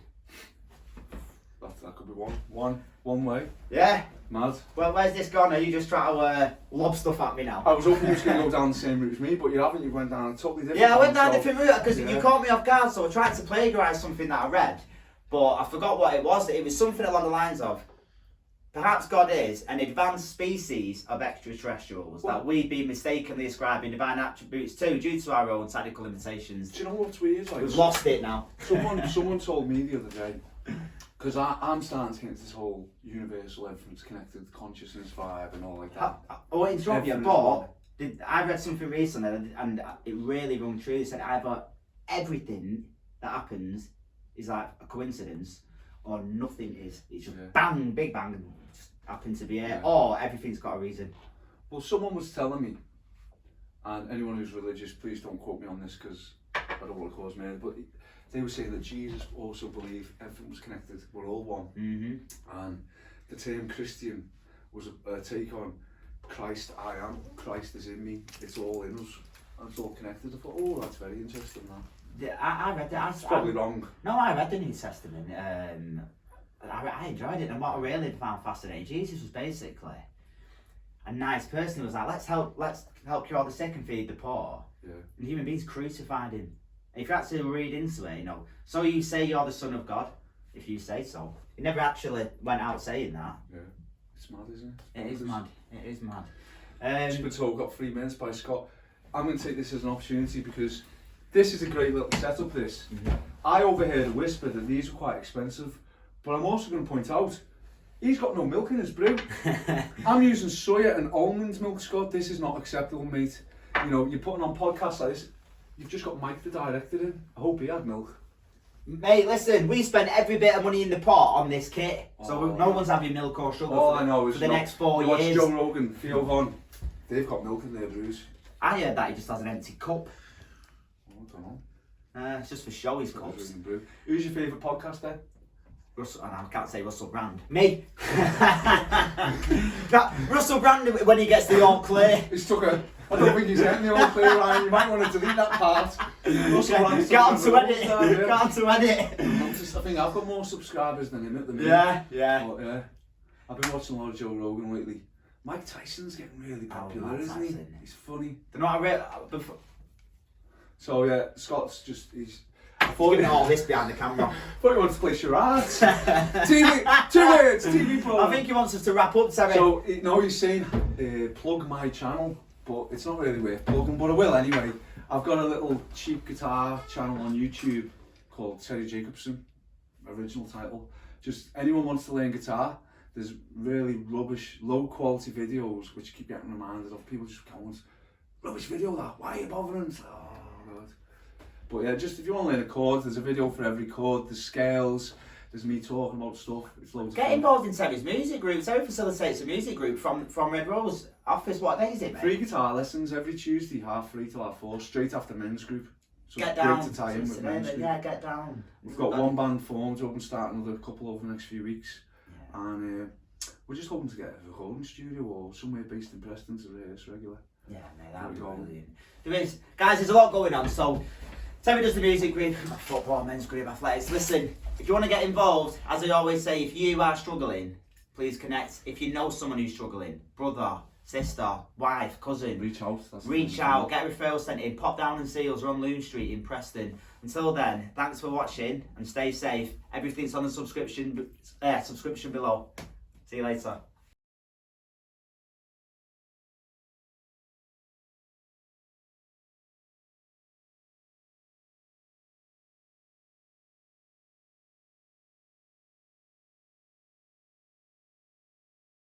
So yeah, my name's Simon.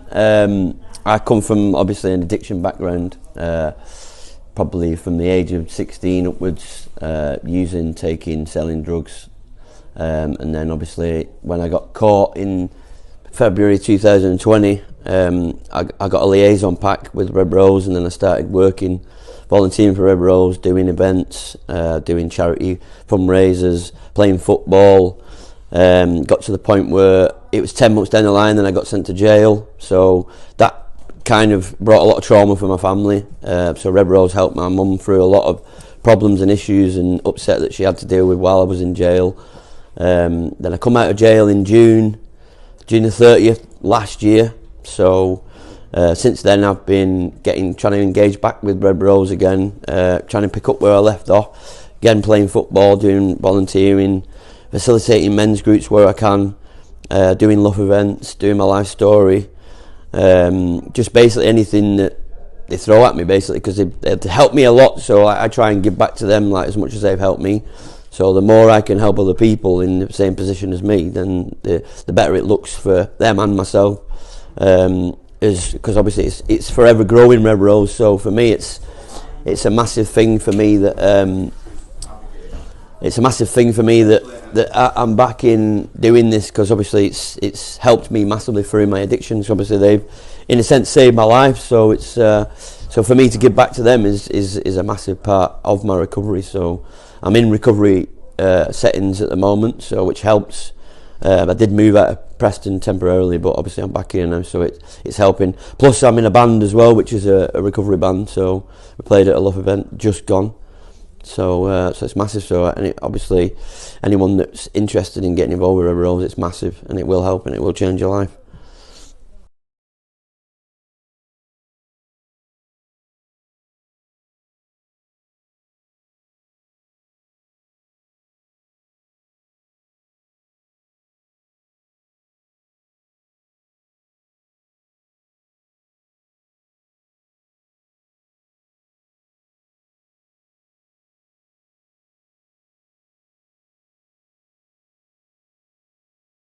Hi, my name's Ruth Schofield. I volunteer at Red Rose Recovery.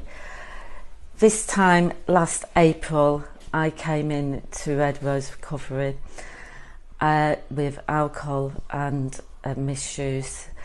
I was a shaking mess, and I joined the groups and I did everything that I could to get myself back to how I am, a bubbly, happy person. I'm now a year on, no shakes, feeling more better and loving life at Red Rose Recovery.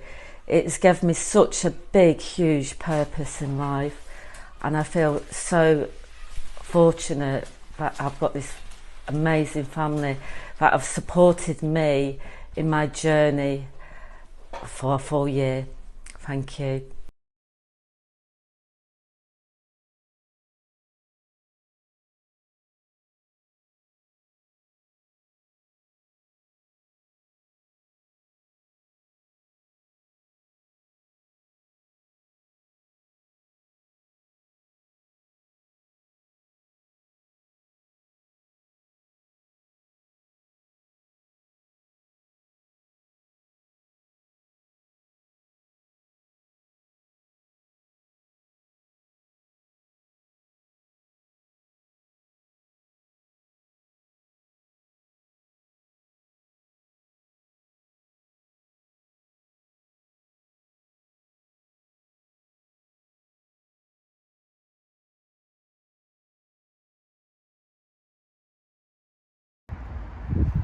Hello everyone, and welcome back to The Real, The Raw, The Truth with your host Ryan.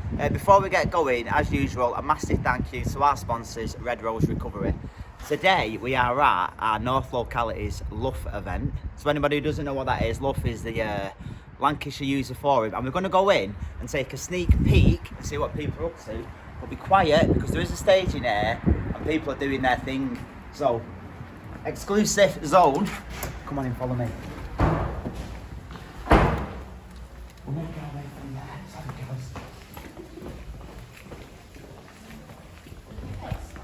So in here, we've got a few stalls. I've just arrived myself, so I'm not sure what we're doing. I can see We Are With You with the lovely Fiona and our community engagement from the East. Hiya, we're doing a podcast. Say hello to the camera. Hello. Hiya, Red Rose's podcast. Fiona, do you want to tell us what we're doing here today with We Are With You? So We Are With You is the substance misuse service supporting young people in Lancashire. So we cover the whole of Lancashire except Blackpool and Blackburn with Darwin. Anybody under the age of 25, any substance misuse issues, just give us a call and we will give you a hand. Okay? Alright. Hey there. Oh. Yeah. And we've also got, sorry, I'm blocking your view there and your lovely sign. The Hepatitis Trust? I'm from Lancashire and South Cumbria ODM for hepatitis C. Okay. And we are testing people for hepatitis C, and we're working alongside the Hepatitis C Trust. Ah, right, okay. I did hear a rumour that you're giving out free vouchers if people can get tested. We are, yeah. £5 as to voucher. £5 as the voucher. It's worth coming out for that. And make sure you're clean, safe and well as well. Providing you haven't been tested within the last 6 months. Provided you've not been tested in the last 6 months. And it's sorry to interrupt, it's just the same thing going over here. What's your name, mate? Dan. I'm Dan? part of the Hep C Trust. Dan at the Hep C Trust. Are you working together? Yeah, this is the nursing team for the Hep C Trust, and we are the face of the operation. The face of the operation. I love it. Well, we're doing a little podcast. Red Rose have got their own podcast. Is there anything you'd like to tell our viewers? Come and get tested. We'll come to you and we'll test you wherever you are, whatever kind of service you're under. We will come and test you, treat you and cure you. Yeah, cheers, Dan. Brilliant. Thanks All a lot. Right, well, good luck with everything. We are going through to the most exclusive zone. I'm not sure who's on stage at the minute, so I might get kicked out.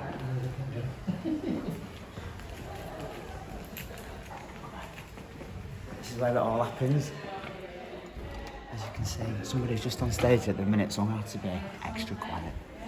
I'm also in recovery. I'm 13 years now in my recovery from...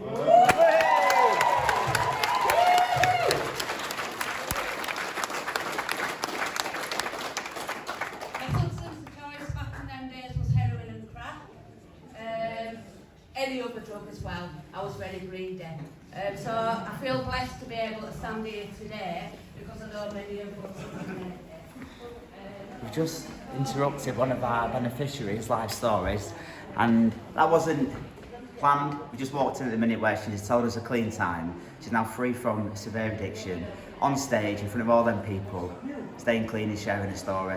A story of strength, hope, and I think together as a team we can all do that. So Lancashire User Forum, if you can guys, you know where we are. Click on the subscription below. Get on our website, www.redroserecovery.org.uk, and I look forward to meeting you all soon. Until then, stay safe and have a good day.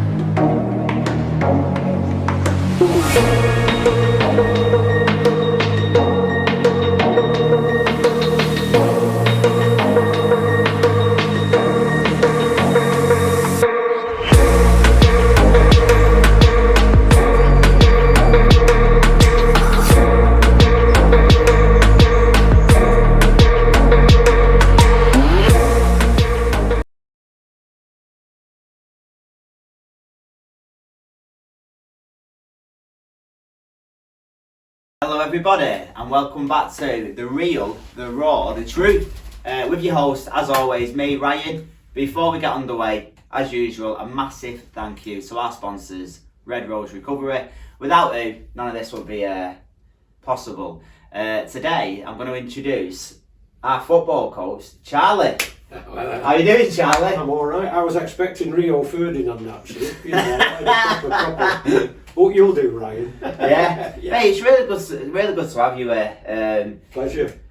You are one of the old diamond characters, you know, still down there at football. How old are you now, Charlie, if you don't mind asking? Could be 73. You could be 73, yeah. Charlie gets a little bit shy when I bring this up, but is it true you are the oldest licensed coach in Lancashire? That's what they say, but you know, if there's people out there that want to dispute it, carry on. And if you can dispute it, come down next Thursday, you can take over. Brilliant, I love it, Charlie. We're down there tonight, actually, mate, aren't we? At 4 till 6, as always. Yeah, can't wait.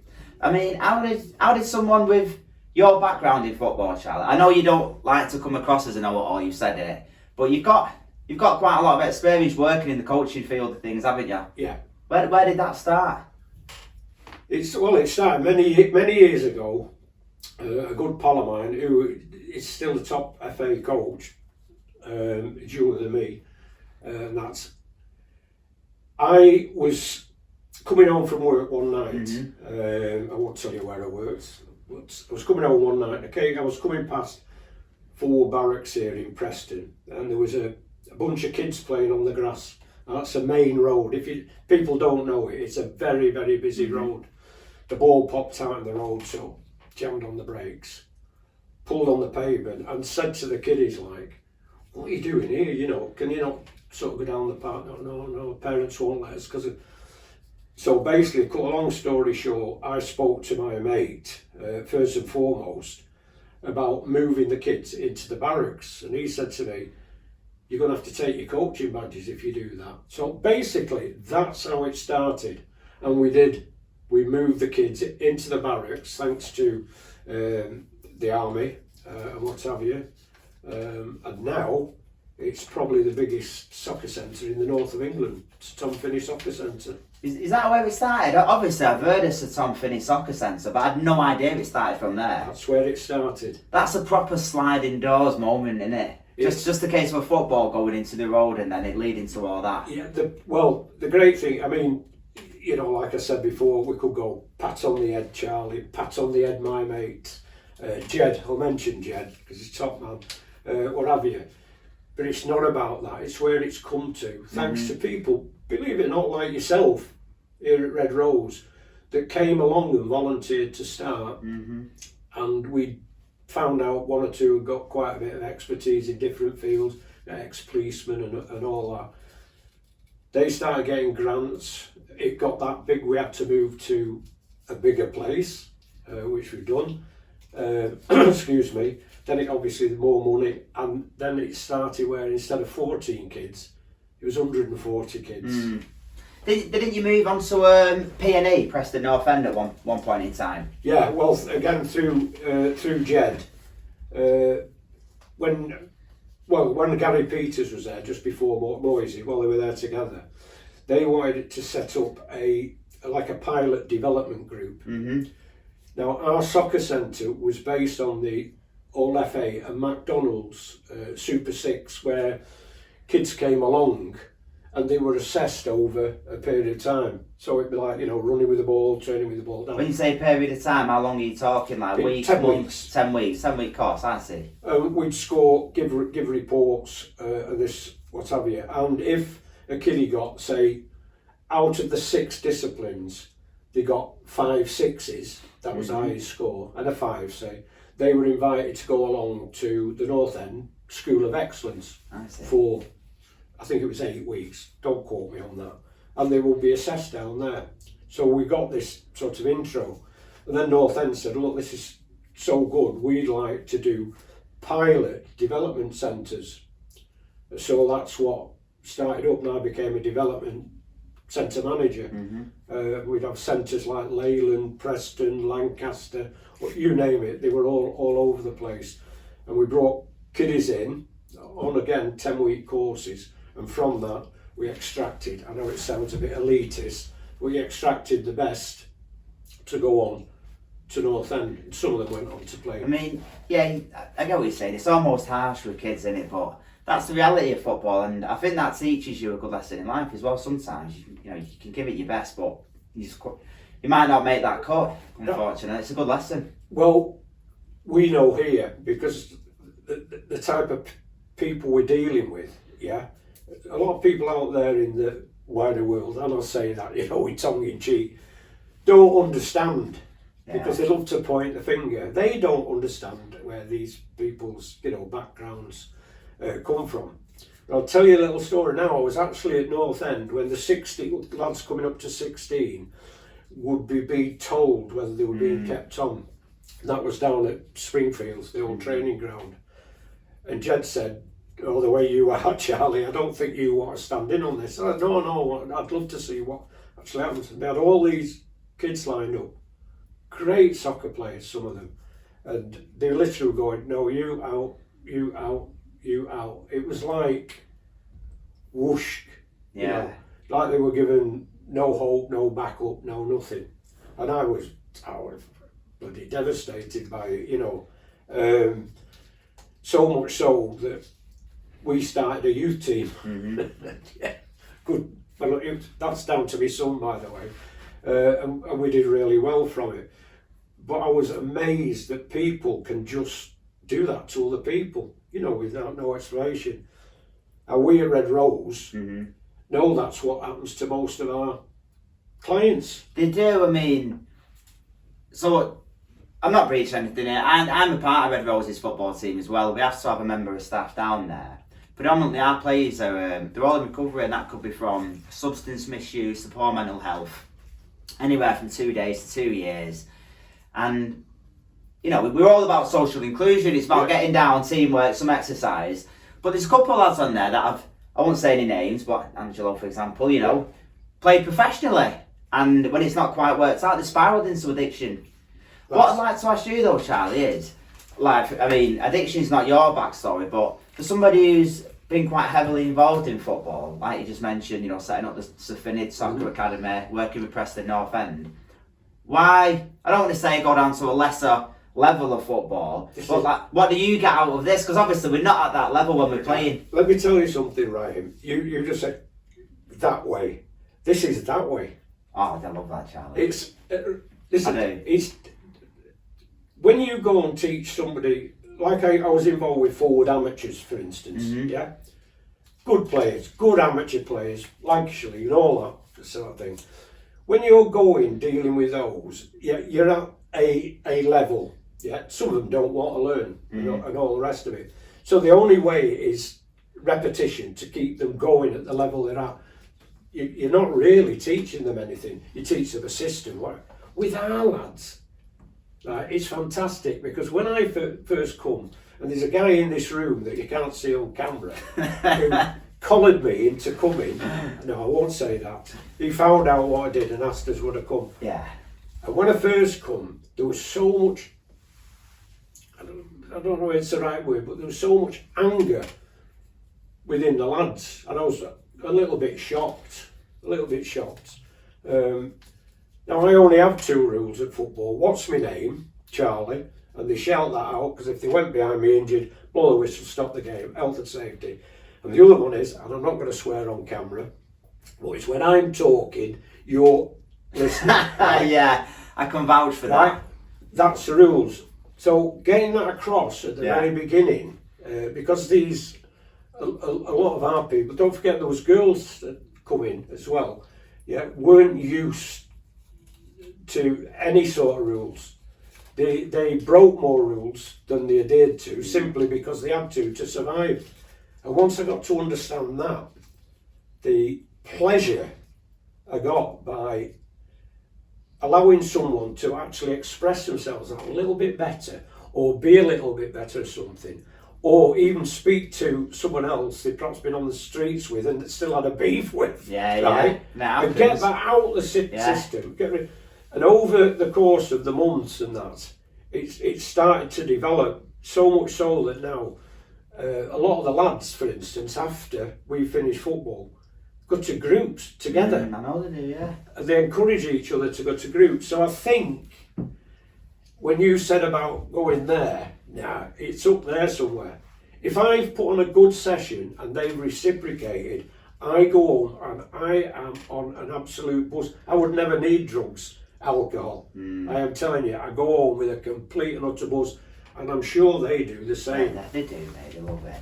As a coach, working with these lads, What is it you like to instill into them? Like, what sort of lessons would you like them to learn? And, you know, not just to practice on a football pitch, but to take with them into life. Well, I thought at first the main thing that we needed to get across was discipline, right?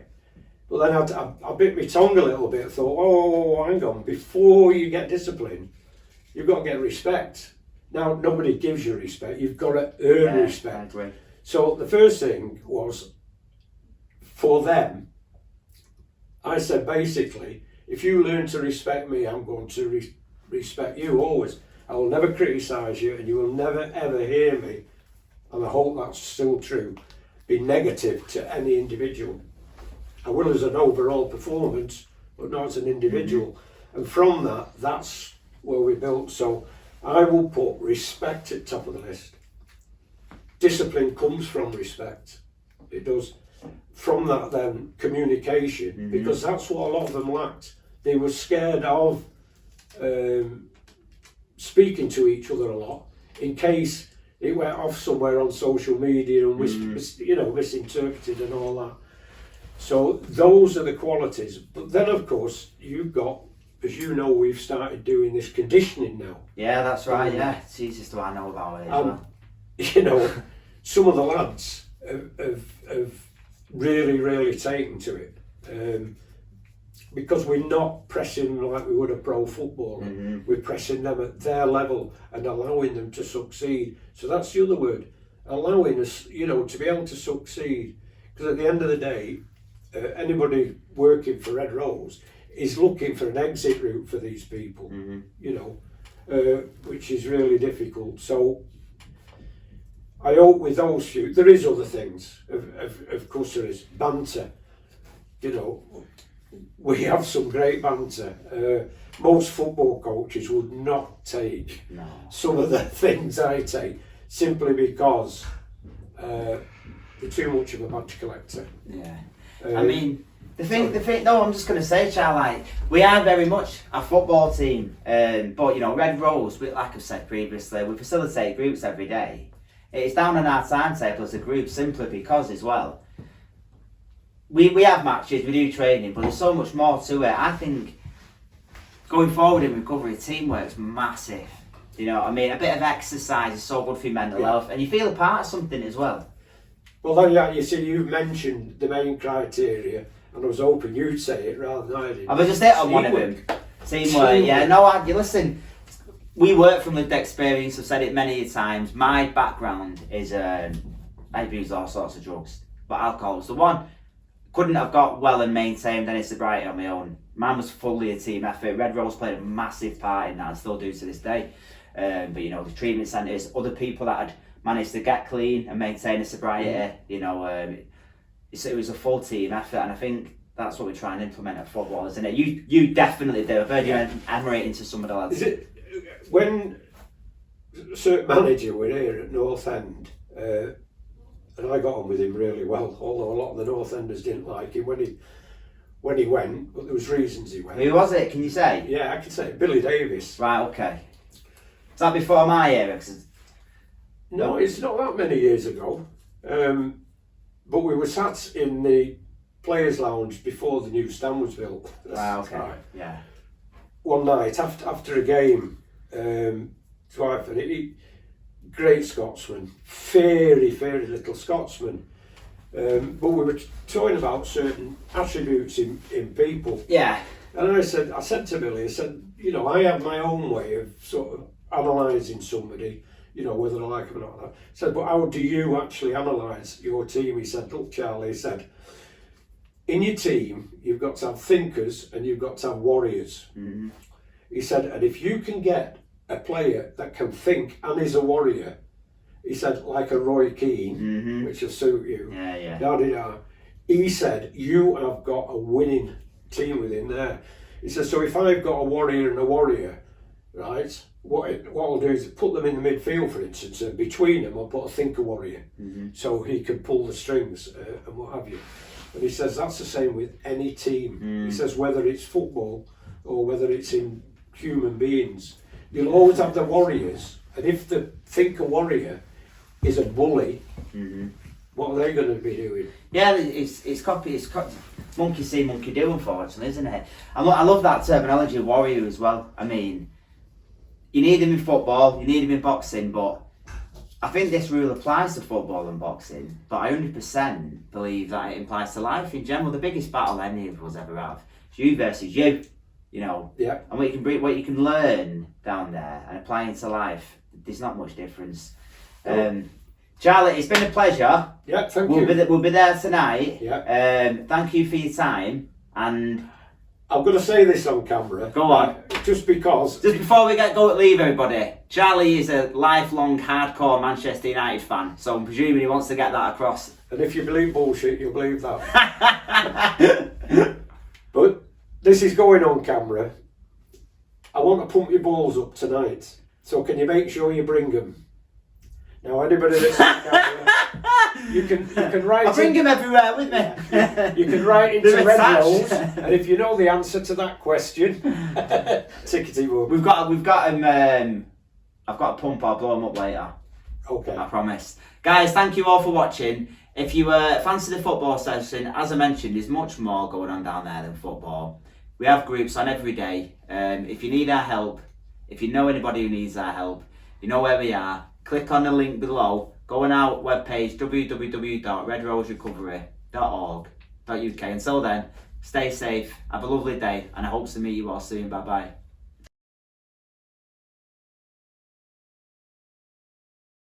Hello everybody and welcome back to the Real, the Raw, the Truth podcast. Before we get underway, guys, as always, a massive thank you to our sponsors, Red Rose Recovery. As you can see, we're not in our usual setting here today. It's slightly different. We are in JR's boxing gym in Lostock Hall, and I'm joined by Colin. Colin, would you like to introduce yourself, please? I'm not looking this way. Alright, so I'm Colin. I run white collar boxing events. I've been running for about 8 years now. As you can see, we've got a busy gym, got lots of fighters. Yeah, we're just doing a bit of promo tonight, just getting some pictures ready for our show on the 9th of March. We've got the guys down from Red Rose doing a bit of training with us, been doing a camp with us, and everyone's been enjoying themselves, yeah.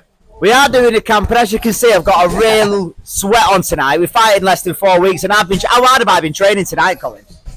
How hard have I been training all camp? Come down, have a photo talk. Let's do a podcast. He didn't even get on the picture. You can edit that out.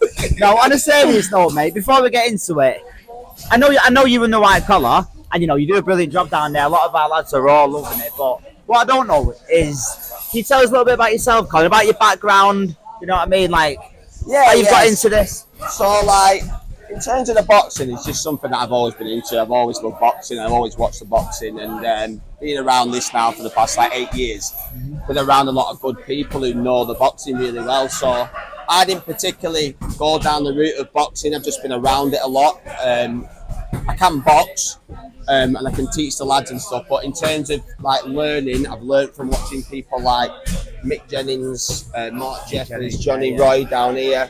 Lots of good people that I like to ask a lot of questions and watch and learn from guys like them, really. So yeah, we've been doing this for quite a while now, and it's growing from strength to strength. Yeah, it's going bigger by the minute. So yeah, we started around 8 years ago, and to be honest with you, it's just something I got into as a bit of a hobby, really.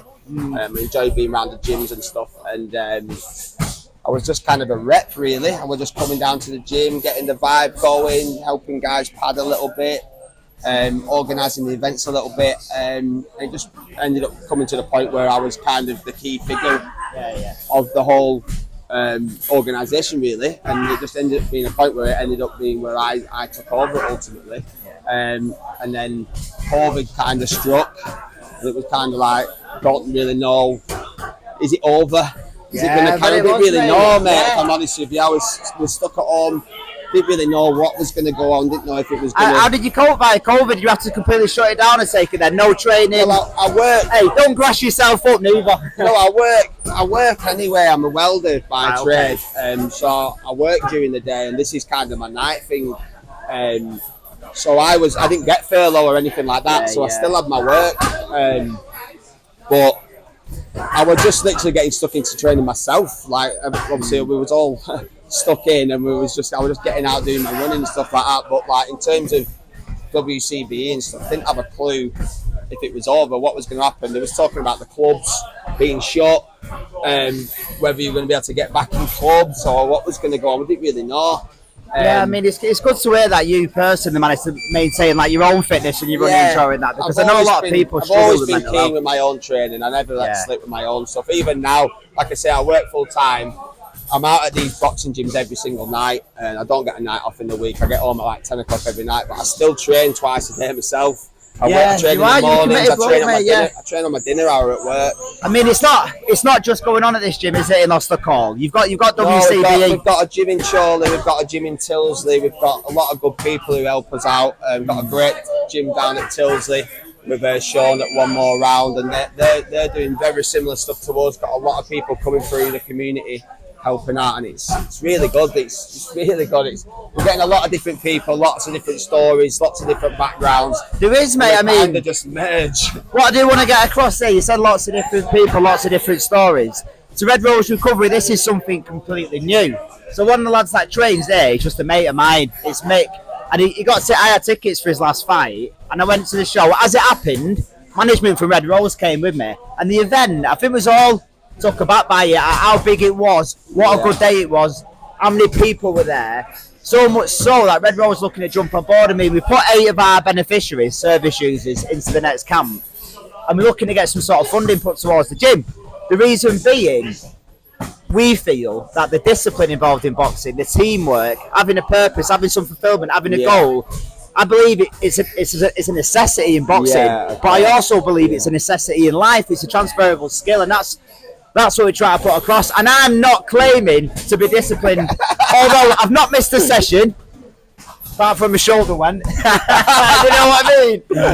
No, I do, Colin. I mean, your own personal background story. So predominantly what we work with is people that struggle with substance misuse, poor mental health. I mean, have you had an experience like yourself or someone you may know? Or do you feel the boxing's kept you on the straight and narrow?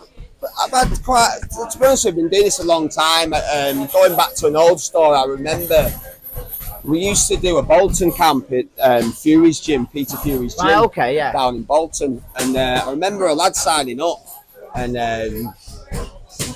he was a similar background. He had a bit of addiction problems, a lot of mental health problems and stuff like that. And I remember him signing up, and he was sat telling me about these problems. And like, long story short, like, he ended up doing the camp with us, and it completely transformed him. It's like, I've never seen someone change so much in all my life. And when he did his fight, he was like so grateful and thankful, and they were messaging me for weeks and weeks later saying what he did. But on the flip side, the next show, he was messaging me a couple of weeks prior to the camp starting, saying that he was definitely doing the next camp, how much it had helped him and stuff. And then when the camp started, he never turned up. And I messaged him a few times, and he finally got back to me. He just sent me a message, like a really dark message, like he was in a really bad place. Like, he just wasn't the guy I'd been speaking to. Yeah, no, it takes hold of you. And then I remember messaging him back for like a couple of weeks, and like I didn't hear anything back. And then when the camp started up, one of the lads told me that he took his own life, the guy. Fucking hell, mate. So I've literally got to know this lad as well. And yeah, like he'd done the camp, and it was like he was up here. Yeah, no, I can believe it. And within a couple of months, he'd obviously gone completely the other way. It was quite a shock, to be fair, at the time.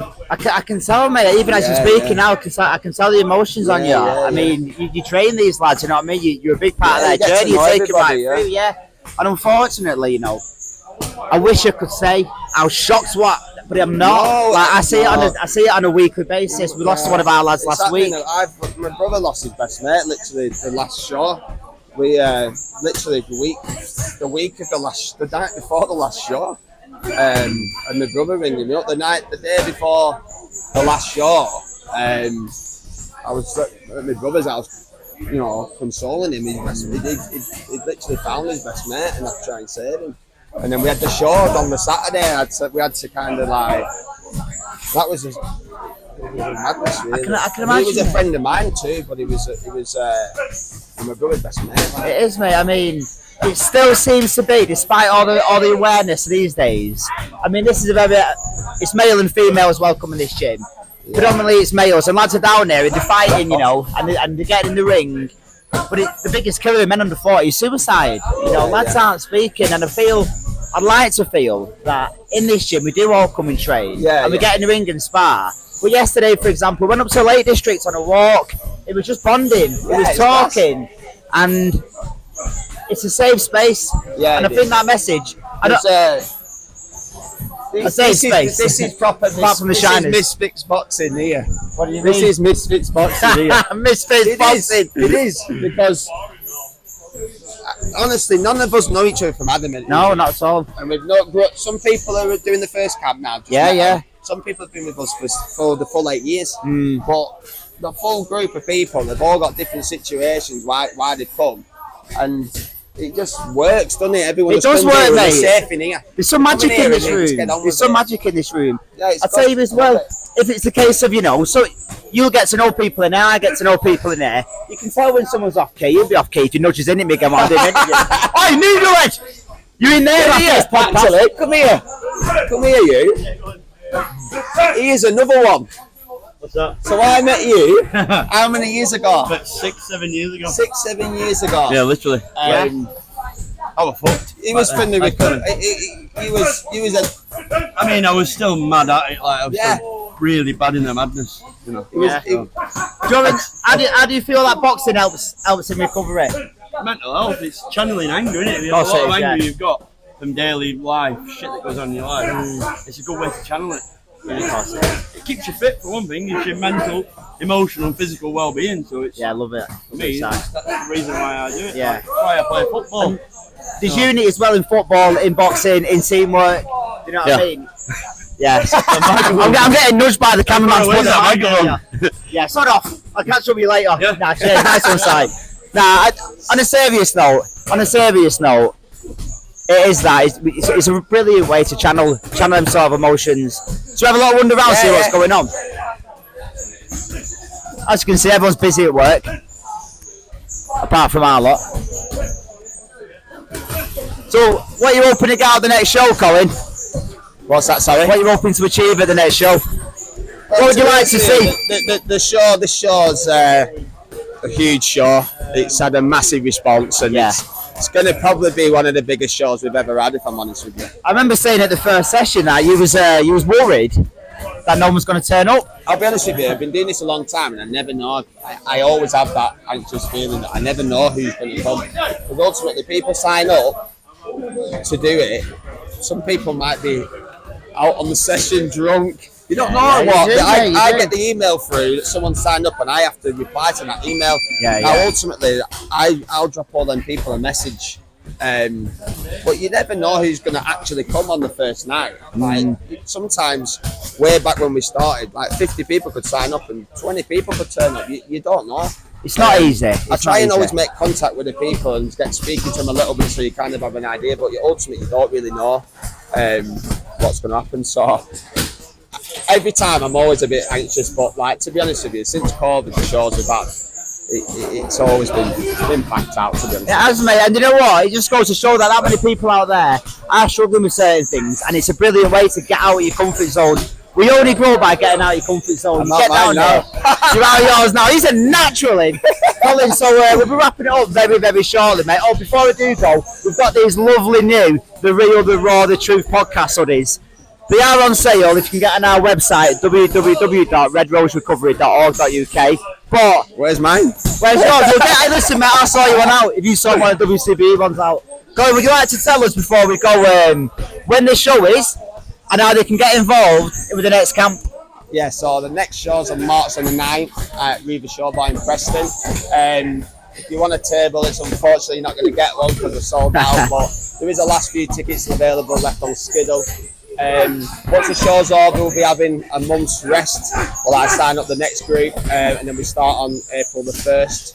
And the show is, I believe, on the 25th of May, and then we'll be taking a break then for the summer, and then we'll be back in the winter to finish off the year. Top man. Right, guys, well, you heard it from the horse's mouth there. if you think you've got what it takes in the you versus you, get yourself down there. You'll find the description to the gym on our website as well. Again, that's www.redroserecovery.org.uk. If you or anybody you know is struggling, or you want to get fit, or you want to test yourself, get down to our office, get down to the gym. Until then, all of you, stay safe, stay out of trouble, talk to each other, and take care. Bye-bye.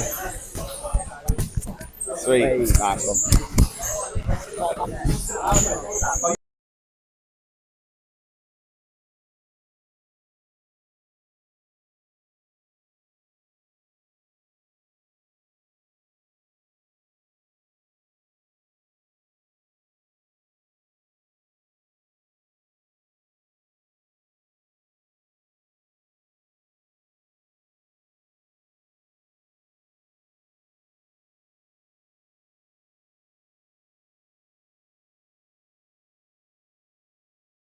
Hello everybody and welcome back to the Real, the Raw, the Truth podcast.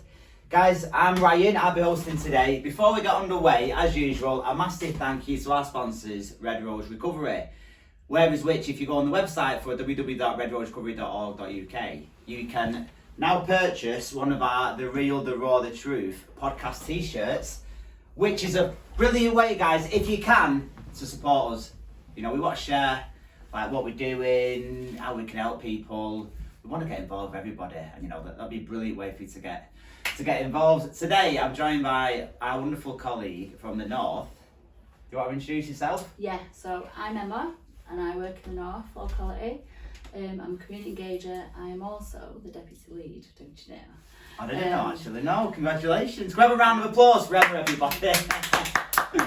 Yeah, is that a recent thing? Yeah, few weeks. I'm a little bit embarrassed about it, to tell you the truth. No, don't be embarrassed. Be proud about it. Yeah, I am. Definitely.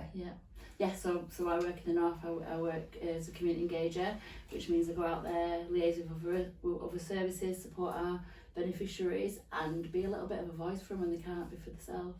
Someone did that for me, and I'm smashing it back. Yeah, that's brilliant, Emma. So that's what you do as a profession. Yes. What I'd like to know, just briefly, and obviously only share with me, like, you know, what you feel comfortable. Yeah. Tell me a little bit more about young Emma, Okay. like, you know what I mean? How did you? Where was your teenage years, 20s? How did you get involved with Red Rose? But yeah. Okay, so I'm probably one of them typical people where you write it all down. I'm going to be an addict, or I'm going to be in prison, or I'm going to be somewhere. All the childhood aces, you know, my dad was in jail, my mum was in a mental hospital. I brought my grandparents. I come from Manchester, so I was brought with my brother and my grandparents. So the area was rough. Like all of my mates' dads were in jail as well, and all of my mates didn't have a mum. And like, yeah, it was rough. It was tough. It was rough. And I didn't know any better. My early years were shitty, really. You know, there was abuse and things like that. So quickly I learned how to sort of be tough and defend myself, and as a woman, use what I've got, if you like. Anyway, I ended up falling pregnant with my son when I was 15. So my boy saved my life. So I had my son when I was 15 and moved away then. My grandparents died. My dad was like in and out of my life because he'd had another family by then. I'd not even met my mum at this point. But when my granddad died, I moved to Morecambe to try and connect with my mum. Was that from Manchester? Yeah, from Manchester to Morecambe. My granddad died. I had me and a 2-year-old son, and I moved to Morecambe. I wanted my mum. I wanted our mum. Unfortunately, you call it, Emma, as you'll know in recovery world, like geographical. Like I've done it myself. Like you guys can probably relate. You're watching. I'm gonna leave. Go somewhere else. That way, all my problems are gone. Everyone I know, they're dragging me down. Did you feel that after a period of time in Morecambe, it was the same outcome, or did you get a bit of respite for a while? Well, at that point, so when my son was born and I moved to Morecambe, the purpose for that move was not necessarily to escape my own head at this point. Like I was 17. Yeah, you're still a baby. Yeah, and it was to find my mum. Like I wanted a mother. I never had a mum. I was lost. My grandparents had died. But when I got here, my mum ended up being my mate. So my mum's got bipolar disorder. Like I said, she was in mental hospital all my growing up, and I got bipolar disorder. And we ended up just being mates. We ended up session together, sleeping with people together. We had fun, really, but it wasn't a mum, yeah.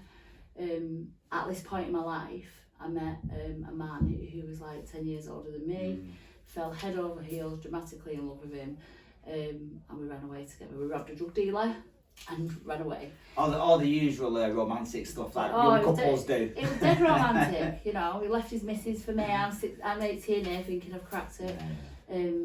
Unfortunately, you know, he was an heroin addict. He had trauma in his past as well. I had trauma. We were glued together, very codependent. Like, I couldn't live without this person. And he was on heroin and crack. And so I didn't do what everyone, like, I had a drink when I was a kid and that. We used to get drunk on the park and whatever. But I never smoked weed, never smoked fags, didn't do the glue and the gas and all that lot. I literally met this man, ran away with him. Next thing, I'm injecting heroin and smoking crack. Would you feel it was, I don't want to say your partner's fault, but was he an instigator, or do you feel like he would have... Yeah, I feel like whoever I'd have been with at that time, if they were an amphetamine user, I'd have used amphetamine. Yeah. Because the reason I used initially was because I wanted to be on the same wavelength for this man that I absolutely adored. And the only way that I knew how to do that was to use the drug he was doing, and then we'd both be wrecked together, like gouching out together, you know. That was the whole reason at the beginning. Anyway, as the years went on, you know, we had 3 more children in addiction. Each time that I got pregnant, I went in detox or hospital, and I came off the drugs whilst I was on it. I was on a methadone script for a long time. I was in and out of different rehabs, different treatment centres, hospital a lot. How did you find the treatment centres? I mean, again, there's no right or wrong answer. I just want your opinion. Do you find them helpful at the time, or do you feel that there was a lack of aftercare when you got out? Did you get any clean time from it? So at them points in my life, it was like a forced recovery. Now, this is a difference. I mean, I'll speak later about it, but this is the difference between recovery, proper recovery, and like forced abstinence or forced situations where you've got no choice really. So I knew when this baby's inside me, and I had 3 of them in addiction, I can't be directly giving my kids crack, and so I went wherever they wanted me to go, whether it was mental hospital, I went in there, whether it was hospital in Bradford where I lived, there was like detox beds at that point, and I went in them twice in 1 year because I had my girls very close together, but it was very forced. Like I knew when the day I went in, I knew that once this baby's out, I'm using again. And I was an IV user, I was a crack addict as well, and I was just counting down the days so this baby's coming at me. So all that forced abstinence for me, it served a purpose because my kids were born not rattling, but to me that was the only purpose that it served. Anyway, so that went on for a long time, and you know, I had my kids in. So I ended up with 4 children, bang at drugs, injecting. My partner at the time, with the baby's dad, he was in and out of jail because he was grafting, you know, to get money for the drugs. And every time we went into jail, I had to find my own way to make money, to support my habit, to survive. And unfortunately, you know, my kids went along with that. I moved house a load of times. I kept robbing drug dealers. I was involved with like gangs at that time. I lived in Bradford and Oldham and Rochdale, and I'd just move wherever the drugs was. I'd rob someone and then just move. And then and it was pure chaos. Eventually my kids went into care. I mean, I signed them over, but with like my hand on my back. But I knew I can't live without these kids.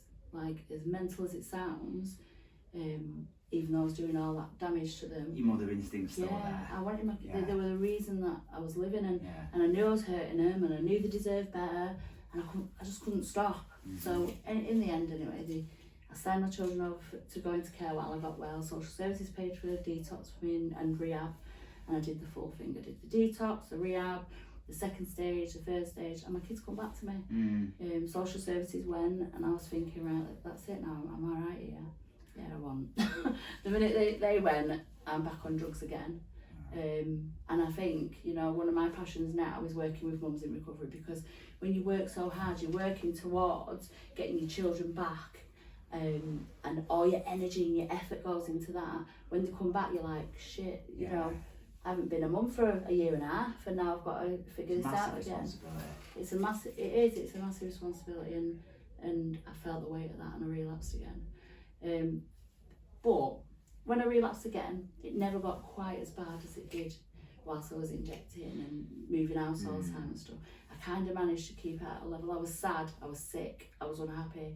But my kids have grown up a little bit. They kind of accepted I was an addict and I'm probably going to be in and out of recovery forever. And in the end, we moved away, back to Morecambe. So I moved away back to Oldham, Rochdale, moved all over, went back to Morecambe now where my mum was. And this time, this is when I got into recovery. I linked in with Red Rose Recovery, and this is about 9 years ago. I came to Morecambe to be with my family, with my mum, and there was no pressure on me anymore. So social services had gone, my kids were a bit older, my partner, we were kind of on and off, but I weren't like dependent and reliant. I wasn't in love with him anymore, so he didn't have that emotional hold on me. So I was around my family, my sisters, my brother, my mum, and I didn't have that pressure. My kids, at that point, I got to a point where they was like, do you know what, Mum, you are what you are. We love you. If you're going to use drugs, just use them, whatever. They don't, you know what I mean? It doesn't matter to us. And so no one was on my case. And then it was your decision. Exactly, yeah. And you know what I got from that main then? So the first time you went in, and I really appreciate how honest you were. You said you was in, the first time you went into rehab or treatment, it was very much like they were sort of making you do it. Yeah. And to anyone who's in recovery, what I've learned, I mean, I'm sure you'll agree with, it is very much got to be your own decision. It is such an internal thing. Or it's, I mean, if I'm brutally honest, I've been concentrating too much on the external and I've drifted. It's all the internal, you know, it's, so if you're going there, I mean, and the second time it was right, well, I can go and do this, but as soon as you got your kids back, it flattened again. Yeah. And then eventually, when it was your decision and like social services are off you and your kids are a bit older, you was able to like blossom. And yeah, I think in fact, I can't explain it enough. Like all the other times was for somebody else, and my kids. And you know what? You know, anyone watching this, like your kids should be enough. It absolutely should be enough. And somehow it's not. It's like it's not. And it's not dependent on how much you love your kids or how much, you know, they don't matter to you or anything like that. That's not the relevance there. The relevance is something inside me is broken, my spirit's broken, you know, like it's bigger than that. And yeah, when my kids kind of accepted me for what I was, and I thought I'd always be like, I literally thought I'd always be using or trying to stop using. And I was one of them people as well who I did do an AA, I did mutual aid meetings for like 3 years, but I couldn't get off my script. You know, I feel like this could be controversial, but I feel there's a real place for script, and for me it definitely was part of my recovery journey. That being, whilst I was sticking to my script, I wasn't injecting, I wasn't selling myself, I wasn't selling drugs, I wasn't moving house. You know what I mean? All that stuff that I'd never had before, I could get in place when I was sticking to my script. And then eventually, it was kind of like organically really, I just reduced because I didn't need as much anymore. And then when I found recovery really, it was when I got involved with Red Rose Recovery, started volunteering on my script. So I left NA because I didn't quite fit in there, because I was happy if I stayed on this Subutex for the rest of my life. If I stayed on that, and my life was all good, I was happy. So I butted a few heads with people and I was like, look, I'm not bothered, I'll take a tablet for the rest of my life. That did change, but at the time that's what I was thinking. And I came to Red Rose Recovery where I was accepted. So it didn't matter that I was on a script. All the good stuff I was doing was relevant, and like it was good. It didn't matter. I weren't. You feel more appreciated in Red Rose. Absolutely, yeah. I felt more appreciated because we can come here at any stage in our recovery and we get met there. Yeah, I was one of them people that needed to be met there. I needed recognition for the work I'm doing, not the fact I'm taking 0.4 mil of a tablet. Yeah? I know, I agree with you implicitly there. You know, if you change your life around, it was somebody that's, you know, throw blogs to come in and say, well, technically you should be doing it this way. Well, the evidence speaks differently. Yeah, you know definitely. What I mean? And I think there's lots of different ways to get recovery and sound recovery and recovery that sits well within me. And I mean, I volunteered at a lot of different places, but yeah, finding Red Rose Recovery, it changed my life. It gave me opportunities for volunteering and then into employment, you know. Like I said before, I'm sat here as deputy lead, and I'm like, how that happened, I will never know. But yeah, they say the joys of recovery is, and I've got them in abundance. You really have got them in abundance, and you've also got a really nice calming vibes in here. It was hectic in here earlier. Do you know what, Emma? I really appreciate your honesty, and I'm sure there'd be plenty of people, but in particular I get the feeling that there'll be plenty of mums out there that can relate and will find a lot of inspiration and hope through what you've just shared with us. And I know one of your sons really worships the ground you walk on, so I wouldn't worry too much about what was he doing when I was younger. So thanks for coming in again on your dinner hour to share this story with us. And guys, if you have related to what you've heard, or you might know somebody who's related or who requires our help, please, as always, pop in. We're in Lancaster, we're in Preston, we're in Blackburn. Come and see. You'll be greeted by me or Emma, one of our locals. We are the community engagement workers. Again, if you like what you've heard it, go on our website, www.redroserecovery.org.uk. Get a t-shirt while you're on there. Have a look at our timetable, like our video, share, comment, click on the description below, subscribe. And until then, I'll see you all very, very soon. Stay safe. See you later.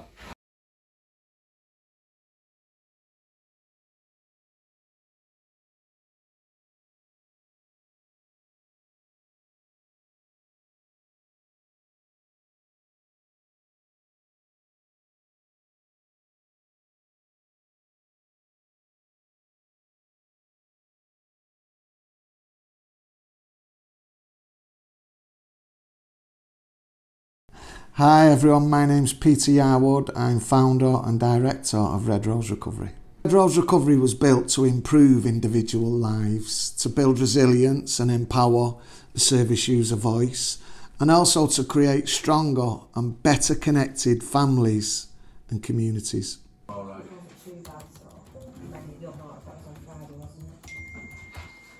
So my name's Jason. I'm the community engager and volunteer coordinator for Red Rose Recovery in Central. So I enjoy working for Red Rose because it gives me the opportunity to use my lived experience to relate to the service users that we're helping. We promote inclusivity and diversity, which just makes everybody feel welcome. It's like one big happy family, and it works really well.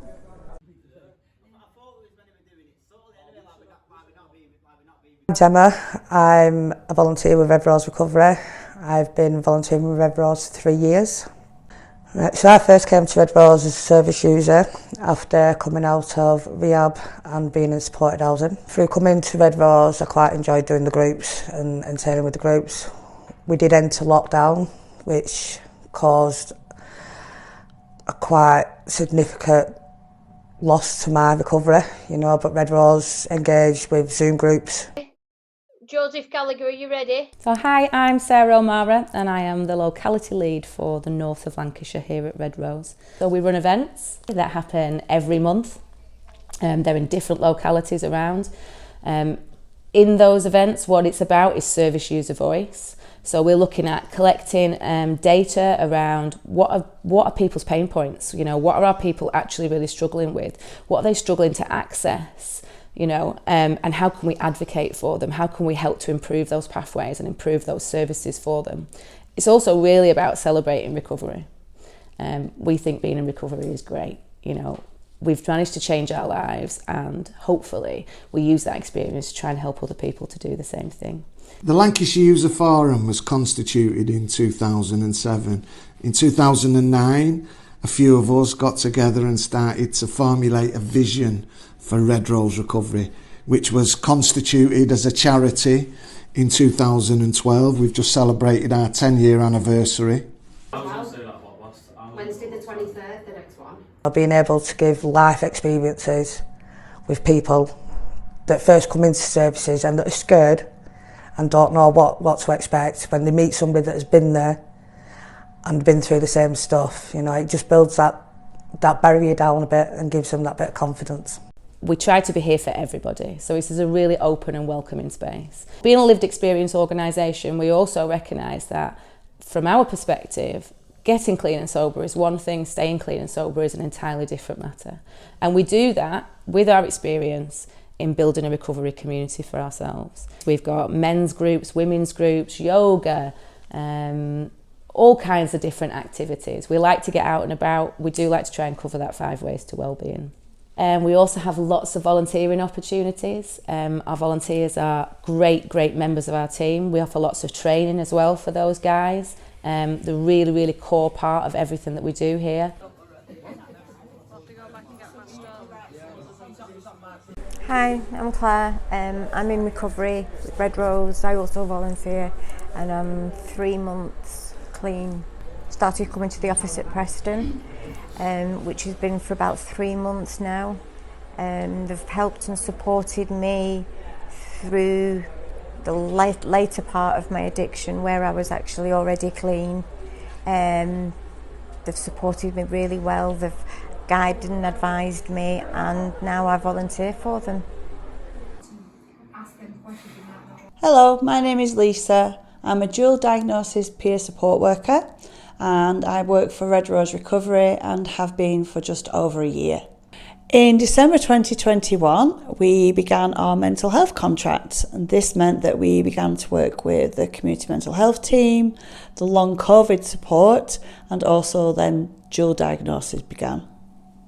At Red Rose, we are a person-centred support. This means we can help with visits to the doctor, we can help with going to groups. If you want help with substance or alcohol misuse, we can make referrals for that.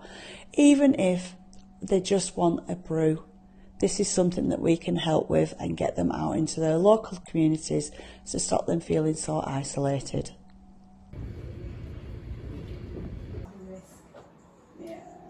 So we need to check why they're not giving us the information that they should be doing. The difference that makes the difference is your lived experience. Red Rose Recovery employ a workforce of over 100 people. 95% of those people have a lived experience in one of 5 complexities. I have a lot more connections, I have a lot more people that I can talk to.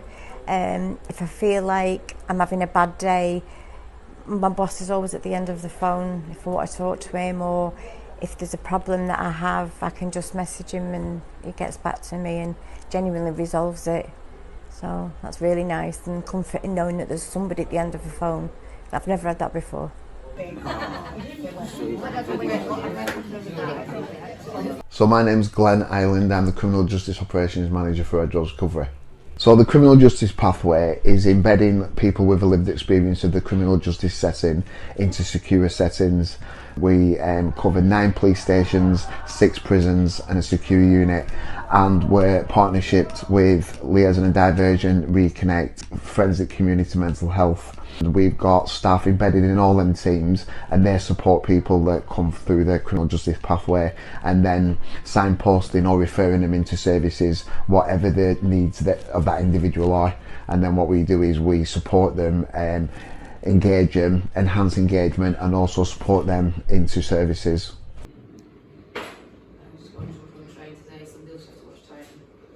In Red Rose Recovery, the starting point is what's strong. What are you interested in? What are you passionate about? What are your skills and what are your abilities? And the key word there is you. You and your lived experience. From there, we'll start to partner with you and design what your pathway looks like, what your life looks like, using your experience in a positive way to create a better, stronger community.